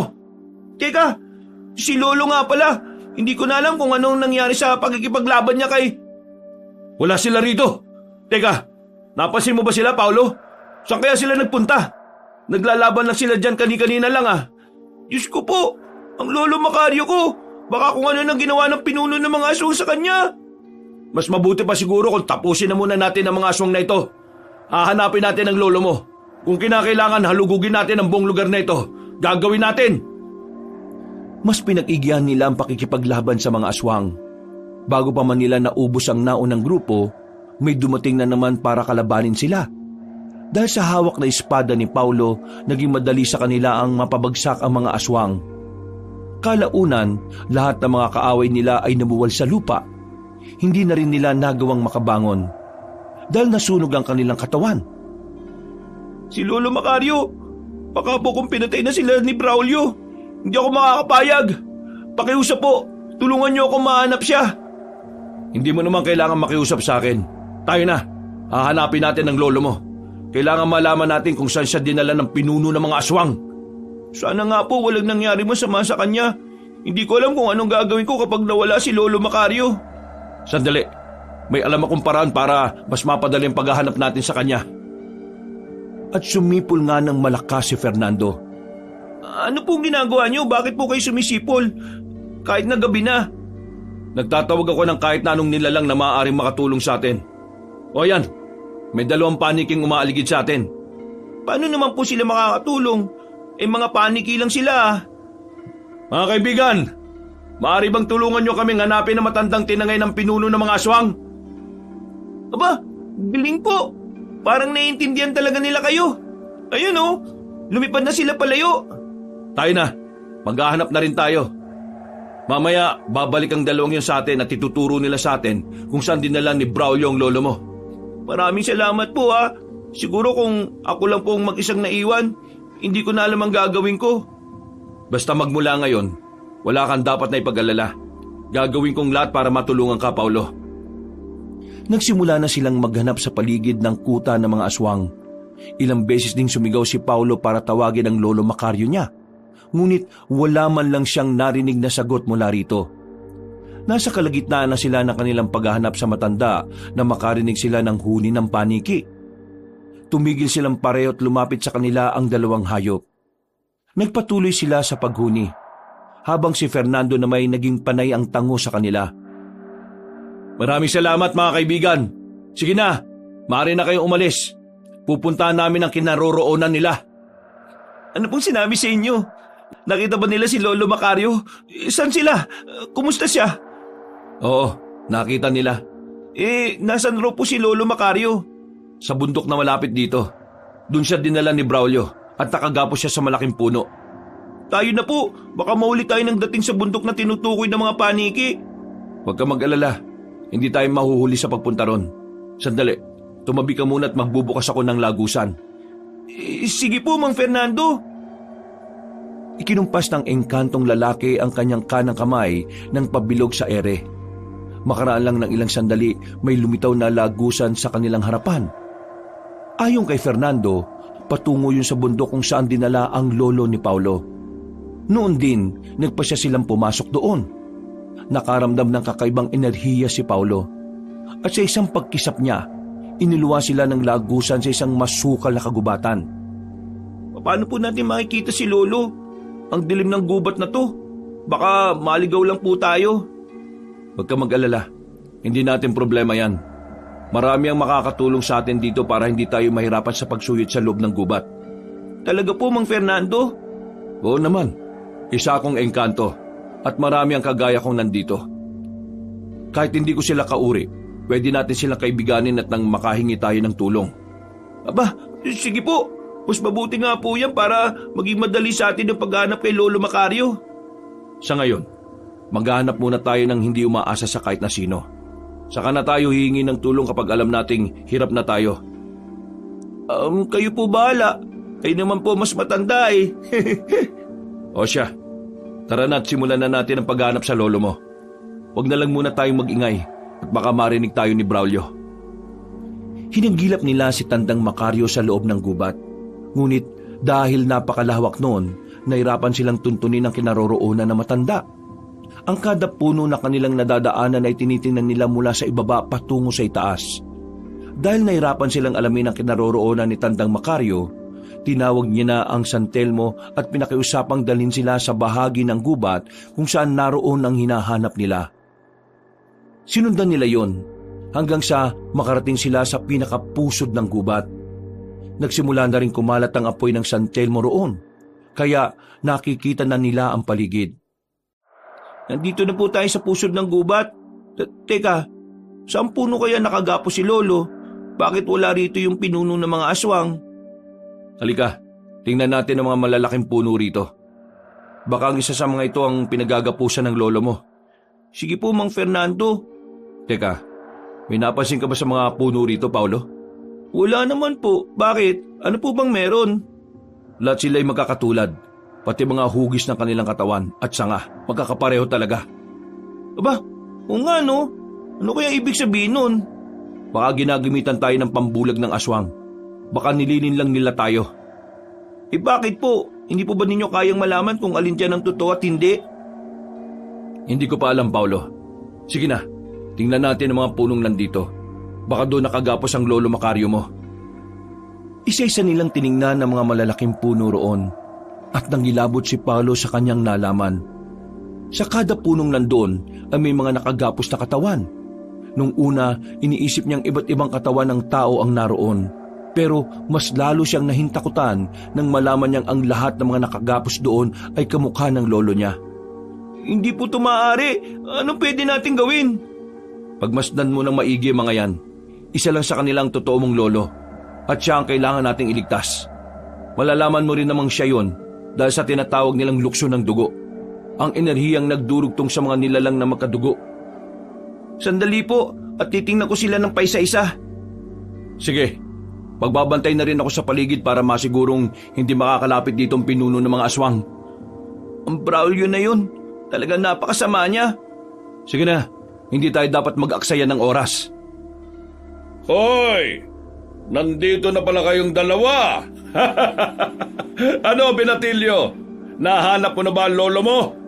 Tingnan mo ang kada puno. Sige, ganito. Bibigyan kita ng pagkakataon para alamin kung saan dyan ang totoo mong lolo. Isa lang, kapag may nailigtas ka na, magiging akin ang ibang katawan at papatayin ko silang lahat ng sabay-sabay. Demonyo ka! Paano mo naman gagawin yun? Tingnan mo ang kada puno. Hindi lang ang lolo mo ang nandyan. May katabi rin sila. Tingnan mo! Pakawalan mo matanda at ang Binatilyong yan. Ako ang kalabanin mo! Huwag kang makisali sa laro ko, Engkanto. Mamaya ka sa akin kapag nakapili ng Binatilyong yan ang kanyang ililigtas. Itinuon ni Paulo ang pansin niya sa mga nakagapos sa mga puno at nalaman niyang may mga nakatayo nga sa tabi nun. Nandilat na lang ang kanyang mga mata nang malaman niyang kamukha rin sila ni Pinunong Braulio at ang kada isa sa kanila ay handang umatake sa kanyang mga lolo. Noon din, humarap sa Binatilyo ang mga nakagapos sa matanda. Ang kada isa sa kanila ay nagmamakaawang piliin at niyayaya na si Paulo na umuwi. Napakamot na lang ng kanyang ulo ang Binatilyo dahil hindi niya alam kung sino ang totoo niyang lolo at kung sino ang kinakailangan niyang iligtas sa kanila. Walang ano-ano, natigilan siya at napatitig sa isang matandang nakagapos doon. Gamitin mo ang medalyon ng Tresalyo. Itapat mo sa noo mo ang matang nasa gitna ng medalyon na yan at makikita mo kung anong totoo. Ang lahat ng mga nandito ay mga katawan ng saging at ako lang ang totoo. Paano naman ako makakasiguro na kayo nga ang kailangan ko iligtas? Paano ko malalaman na kayo nga ang lolo ko?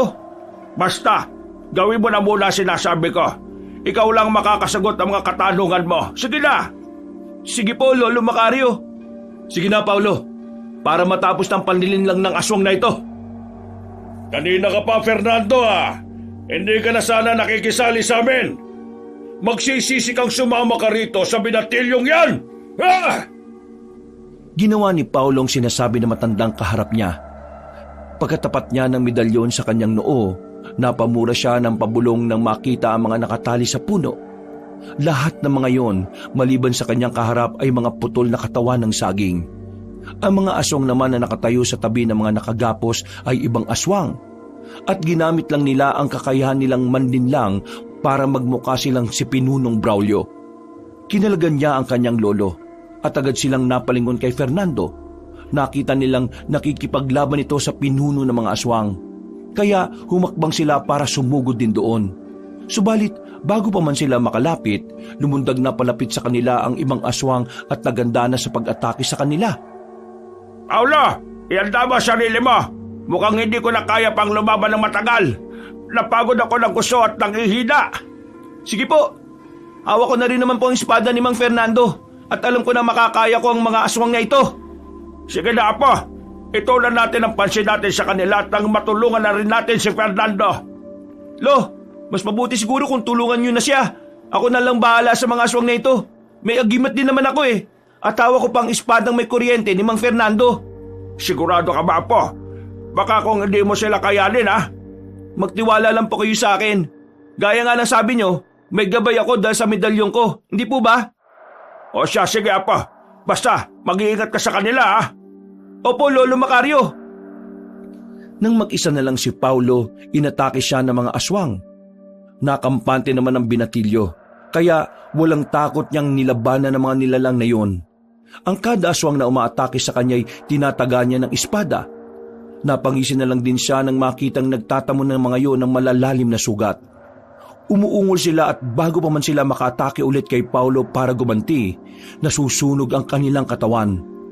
Nang lumaon, lahat ng mga aswang na nakalaban ng binatilyo ay nasunog, kaya ibinaling niya ang pansin niya kina Tandang Makaryo. Tumakbo siya palapit sa dalawa niyang kasama para tulungan sila.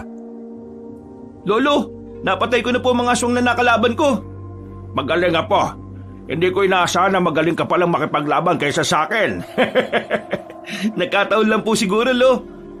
Huwag kang magyabang binatilyo. May hina ang mga aswang na yon. Ako ang harapin mo at ang malaman mo kung hanggang saan ang kakayahan mo sa makikipaglaban. Nakakatawang pinuno ng mga aswang. Pumapatol sa binatilyo. Pero parang takot naman sa mga kasing laki niya. Sige, pagbibigyan kita, Pinunong Braulio. Ako kalabanin mo. Kapag matatalo kita, aalis ka na sa lugar na to. Pero kung matatalo kita, papatayin ko kayong tatlo. Sige na po, pumayag ka na. Malaki ang tiwala namin sa iyo at alam namin na hindi mo kami bibiguin. Kahit na isa kang binatilyo, alam kong matatalo mo ang aswang na yan. Sinabihan ni Paulo si Tandang Makaryo at Fernando na tumabi muna. Napahawak siya ng maigpit sa espada at nagdasal ng pabulong para sa kanyang kaligtasan. Kahit na may kaunting alinlangan siya, isinantabi niya yon para ipakita sa aswang na malakas ang loob niya. Magsasalita pa sana siya, pero inatake siya ni Pinunong Braulio. Agad namang siyang umiwas, at bago pa man makalingon sa kanya ang aswang, sinubukan niya itong tagain. Napailing na lamang ang binatilyo ng magawang makaiwas ng aswang sa pagtaga niya. Walang ano-ano, mas naging maliksi ang paggalaw nito at nagawa siyang sunggaban ng nilalang. Niyapos siya ng aswang mula sa likuran kaya nahirapan siyang makagalaw. Malakas ka dahil sa inkantadong espada na yan. Kung wala yan, magiging isang uhuging binatilyo ka na lamang. Tingnan mo ang suot mong medalyon. Wala ring epekto sa akin. At paano naman kayo nakakasiguro na dito lang ako kumukuha ng lakas ko? Gaya nga na sabi nila, isa akong inkantao at masigit ako kaysa sa normal na tao. Sige, kung talagang malakas ka, bitiwan mo ang espadang yan at maglaban tayo ng mano-mano. Bakit? Hindi ka ba nahihiya sa sarili mo? Isang binatilyo ang pinatulan mo? Samantalang ikaw ay matanda at itinuturing pang pinuno ng mga aswang? Hindi mo ako malinlinlang aswang! Kung ayaw mo, edi sige. Tutal, walang silbi naman sa akin ang espadang yan. Kahit ano pang sandatang gagamitin mo, hindi mo ako matatalo. E di tingnan na lang natin! Sige, pumalag ka, binatilyo. Ipakita mo sa mga kasama mo kung talagang malakas ka. Sige! Nang akmang makakapiglas na sana si Paulo sa hindi niya inaasahan, ibinalibag siya ni Pinunong Braulio. Napasigaw naman sina Tandang Makaryo at Fernando dahil sa pagkabahala. Pagkabagsak ng binatilyo sa lupa, agad siyang bumangon. Pipigilan na sana siya ng kanyang lolo at ang kasama nilang engkanto, pero nakasugod na sila sa pinunong aswang. Nakipaglaban sila, at dahil naging padalos-dalos sila sa kanilang galaw, pareho silang tumilapon malapit sa kinabagsakan ni Paulo. Patakan mo ng dugo ang espada.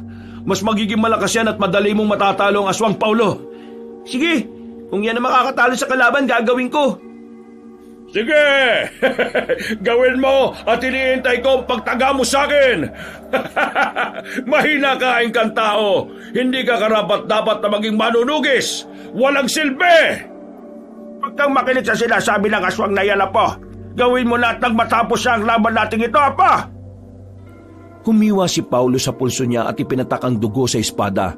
Matapos niyang gawin yun, naghilom din kagad ang sugat niya. Nang marinig niyang napaangil ang pinunong aswang, tumakbo na siya para lapitan yon. Namanga pa siya nang mapansin niyang mas naging maliksi ang kanyang paggalaw. Pagkalapit niya sa aswang, tinaga niya ito. Iilag pa sana si Pinunong Braulio roon pero nasugatan siya sa tagiliran. Mas naging agresibo ang aswang at naging padalos-dalos sa pag-atake niya kay Paulo. Dahil dito, nagkaroon ng pagkakataon ng binatilyo para undayan siya ng taga. Nang natigilan na ang aswang, bunglakas siyang itinulak ni Paulo. Pagkabuwal nito, umibabaw sa nilalang ang binatilyo. Iyong gabing ito, binatilyo. Pero sinisiguro kong kahit mapuno man ng sugat ang buong katawan ko, hindi mo ako mapapatay! Ito lang ang masasabi ko. Ginulo niyo ang sana'y tahimik na buhay namin, kaya dapat na kayo mawala. Kung hahayaan naming mabuhay ka, marami ka pang mabibiktima. Sige, gawin mo na kung anong gusto mo. Pero sinusumpa kong hindi rin kayo magtatagal dito sa mundong ito. Wala akong pakialam sa sumpa mong yan. Nandito kami para pigilan ang kasamaan mo. Ha! Para kayong perpekto kung magsalita ah. Bakit? Hindi ba kayo naging masama? Itutulak pa sana ng aswang si Paulo pero nagawa niyang ibalanse ang kanyang katawan. Bago pa man makalis sa kanyang posisyon si Pinunong Braulio, tinagana siya ng binata sa leeg. Nung una, hindi tinabla ng espada ang aswang, pero sa ikatlong beses na pagtaga ni Paulo sa kanya, bumulwak ang kanyang dugo. Babangon pa sana yon, pero hindi na siya nakagalaw. Sinabihan naman ni Fernando at Paulo na itarak sa dibdib ng aswang ang espada. Nang makita niyang sinisikap ni Pinunong Braulio ang makabangon para sunggaban siya, minabuti niyang gawin na ang sinasabi ng dalawa niyang kasama. Dahil doon, napaungol ang aswang. Binawian niyo ng buhay at nasunog. Yalan dapat sa mga kagaya niya. Tama po ba ginawa ko? Pakiramdam ko po, isang malaking kasalanan ng ginawa ko eh. Kung sa aming mga engkanto, hindi kasalanan ng pumatay ng mga may sala. Ewan ko na lang sa inyong mga tao. Hayaan mo na po. Ang importante, namatay na ang pinuno ng mga aswang. Wala nang mga ngahas na magasik ng lagim dito sa probinsya natin. Tama ang sinabi ng lolo mo. Magiging payapa na ang buhay ninyo.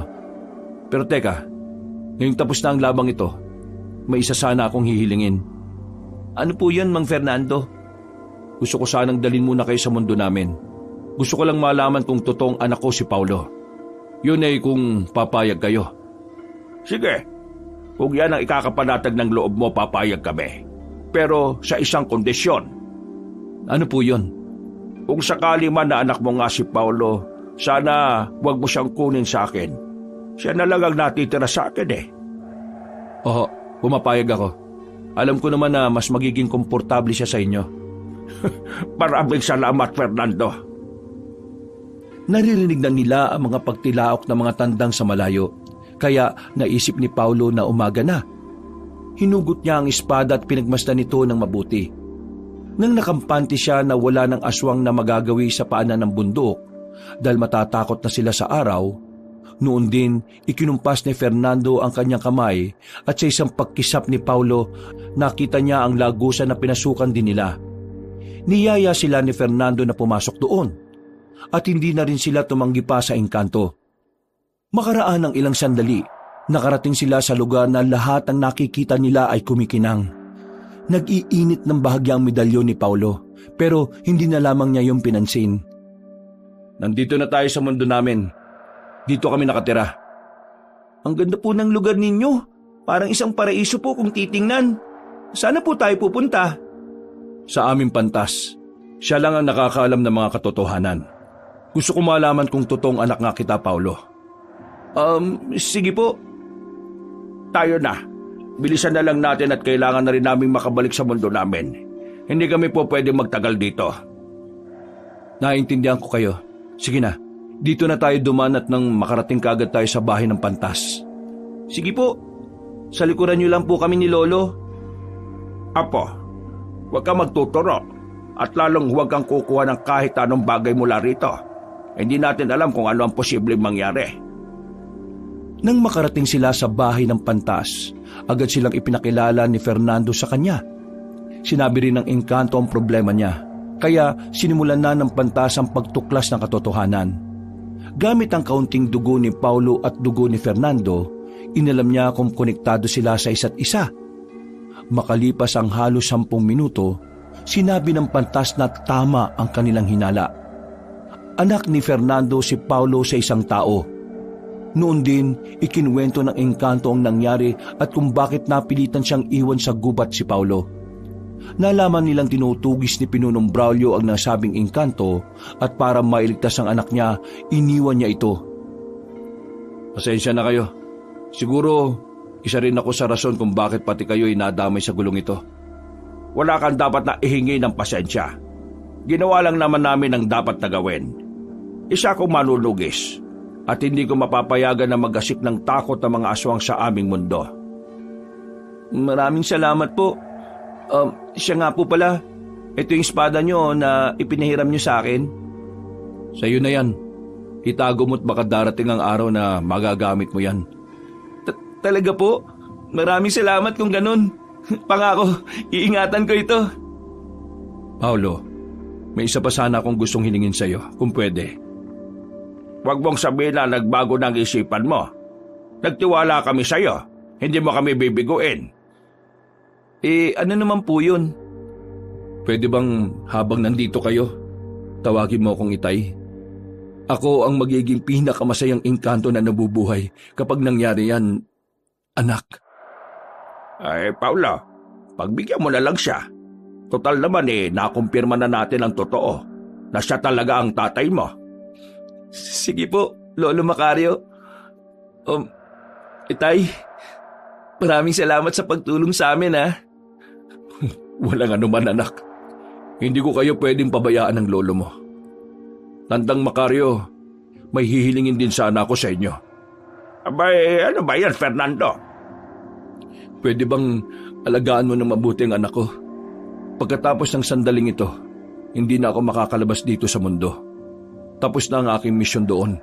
Kaya wala na akong karapatan pa para tumawid sa mundo ninyo. Ay, wala namang problema. Pangako, hindi ko papabayaan si Paulo. Mahal ko ang anak mo at hindi ko maatim na pabayaan na lang siya. Maraming salamat po.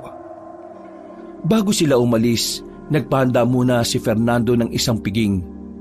Inasanin na Paulo na hahainan sila ng itim na kanin, pero hindi yun nangyari. Dahil doon, naniwala silang bukal sa loob ng engkanto ang mga sinasabi nito. Nagtiwala sila roon na hahayaan niya silang makauwi. Pagkatapos ng kanilang handaan, nagpaalam na sina Paulo kay Fernando. Maluha-luha naman ang engkanto pero nakangiti pa rin ito. Anak, mag-iingat ka palagi ha. Mahalin mo rin ang lolo mo. Huwag mo rin siyang pababayaan. Opo, Tay. Hindi ko pababayaan ang Lolo Macario ko. Pangako po. Sige na, iatid ko na kayo sa lagusan. Teka, may gusto sana akong ibigay sa inyo eh. Ano ba yan, Fernando? Yang isang bowl ko po ng ginto. Alam kong magagamit niyo yan sa mundo ninyo. Papagaanin niya ng buhay ninyong maglolo. Hindi namin matatanggap yan. Alam mo na siguro kung ano ang rason. Salamat na lang, Fernando. Sige na, kailangan na talaga namin makauwi. Oo nga po, Tay. Pagod na ang katawan ko at parang kailangan ko na talaga matulog. Antok na ako. Sige, tayo na at nang makauwi na kayo sa mundo ninyo. Hinatid sila ni Fernando patungo sa lagusan. Nagpaalam na si Paulo sa kanyang ama at nagpasalamat na rin dito. Napangiti na lang ang engkanto sa kanila at nagpasalamat na rin. Kahit may bigat na dinaramdam sa kanyang puso si Paulo, pinilit pa rin niya ang mapangiti. Ang mahalaga para sa kanya, nakilala na niya ang tunay niyang ama na matagal na rin niyang tinatanong sa Lolo Macario niya. Pumasok sila sa lagusan at nang makalabas sila roon, nasa tapat na sila ng giba nilang bahay.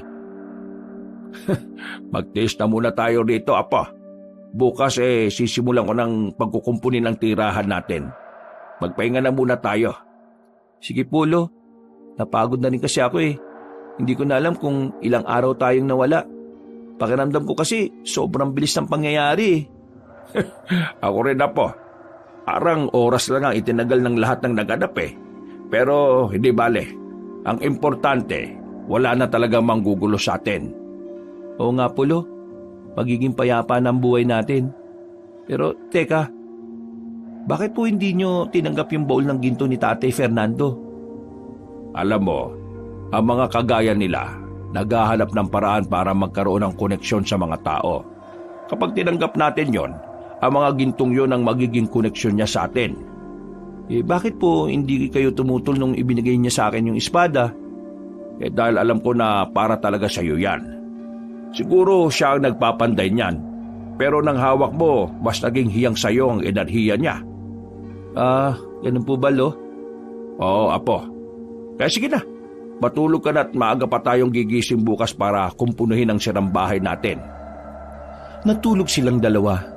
Sa hindi malamang dahilan ni Paulo, may kung anong panaginip siya patungkol sa mga engkantong gumagawa ng bahay. Pagkagising niya, Nagulat siya nang makita ang isang bahay na bato na nasa tapat ng sinang tirahan nila. Ginising niyang matanda at maging si Tandang Macario ay halos hindi rin makapaniwala. Pinuntahan nila yon at may nakita silang sulat na nagsasabi na sa kanila ang bahay na yon. Magmula noon, doon na sila tumira. Nagtaka pa sila dahil unti-unti silang nagkakaroon ng mga gamit at may mga nag-iiwan ng mga hiyas na ginto sa tapat ng kanilang bahay. Nung una, hinayaan na lamang nila yon. Pero nang lumaon, kinuha na lang din nila ang mga ginto at paisa-isang ibinebenta sa bayan. Alam kong ang tatay mong engkanto ang may gawa nito, pero wala na tayong magagawa. Kahit na hindi na siya pwedeng lumabas sa mundo nila, nakakagawa pa rin siya ng paraan. Magpasalamat na lang tayo sa kanya. Dahil kahit papano, hindi niya tayo pinapabayaan. Kaya nga po, Lo, siguro po, hindi naman lahat ng mga engkantong nagbibigay may masama nang binabalak sa mga taong binibigyan nila, no? Anak kanya. At kahit na anong gawin niya, magkadugo kayo. Walang magulang na gugustuhin makita ang kanilang anak na nahihirapan. Paano naman po tayo makakapagpasalamat sa kanya? Di ko alam. Hayaan na lang natin. Batid ko na kahit nasa mundo siya ng mga engkanto, makakaya niya tayo makita. Ang gawin na lang natin, ingatan na lang yung mga bagay na ipinapadala niya sa atin. Sige po, Lo. Gagamitin natin sa tama ang mga kayamanang ibinibigay niya sa atin. Magmula ngayon, hindi na tayo maghihirap pa. Tama ka, Apo. Tutulong na rin tayo sa mga kanayon natin para lahat tayo rito magkaroon ng masaganang pamumuhay. Sige po, Lo. Mas mabuti pa ngang yan ang gawin natin. Bukas din mismo, mamamahagi tayo ng bigas sa kanila. Ibebenta natin ng 5 hiyas ng ginto. Marami-raming bigas na ang may pamamahagi natin kapag nagkataon. Sige po, Lo. Manghiram na lang tayo ng kangga at kalabaw para may makakargahan tayo ng bigas. Magpahinga na muna tayo, Apo. Maaga pa tayo aalis kinabukasan. Sige po, Lolo Macario. Natulog ng mahimbing si Paulo. Kinabukasan, nang magising siya, niyaya siya ng kanyang lolo para pumunta sa bayan. Bumili sila ng ilang sako ng bigas at ipinamahagi nila yon sa kanilang mga kanayon. Laking pasalamat naman ng mga kababaryo nila. Dahil sa kabutihan ni na Paulo, magmula noon, hindi na sila naghirap at hindi na rin sila nakakalimot na maging mapagbigay sa kanilang kapwa. Wakas!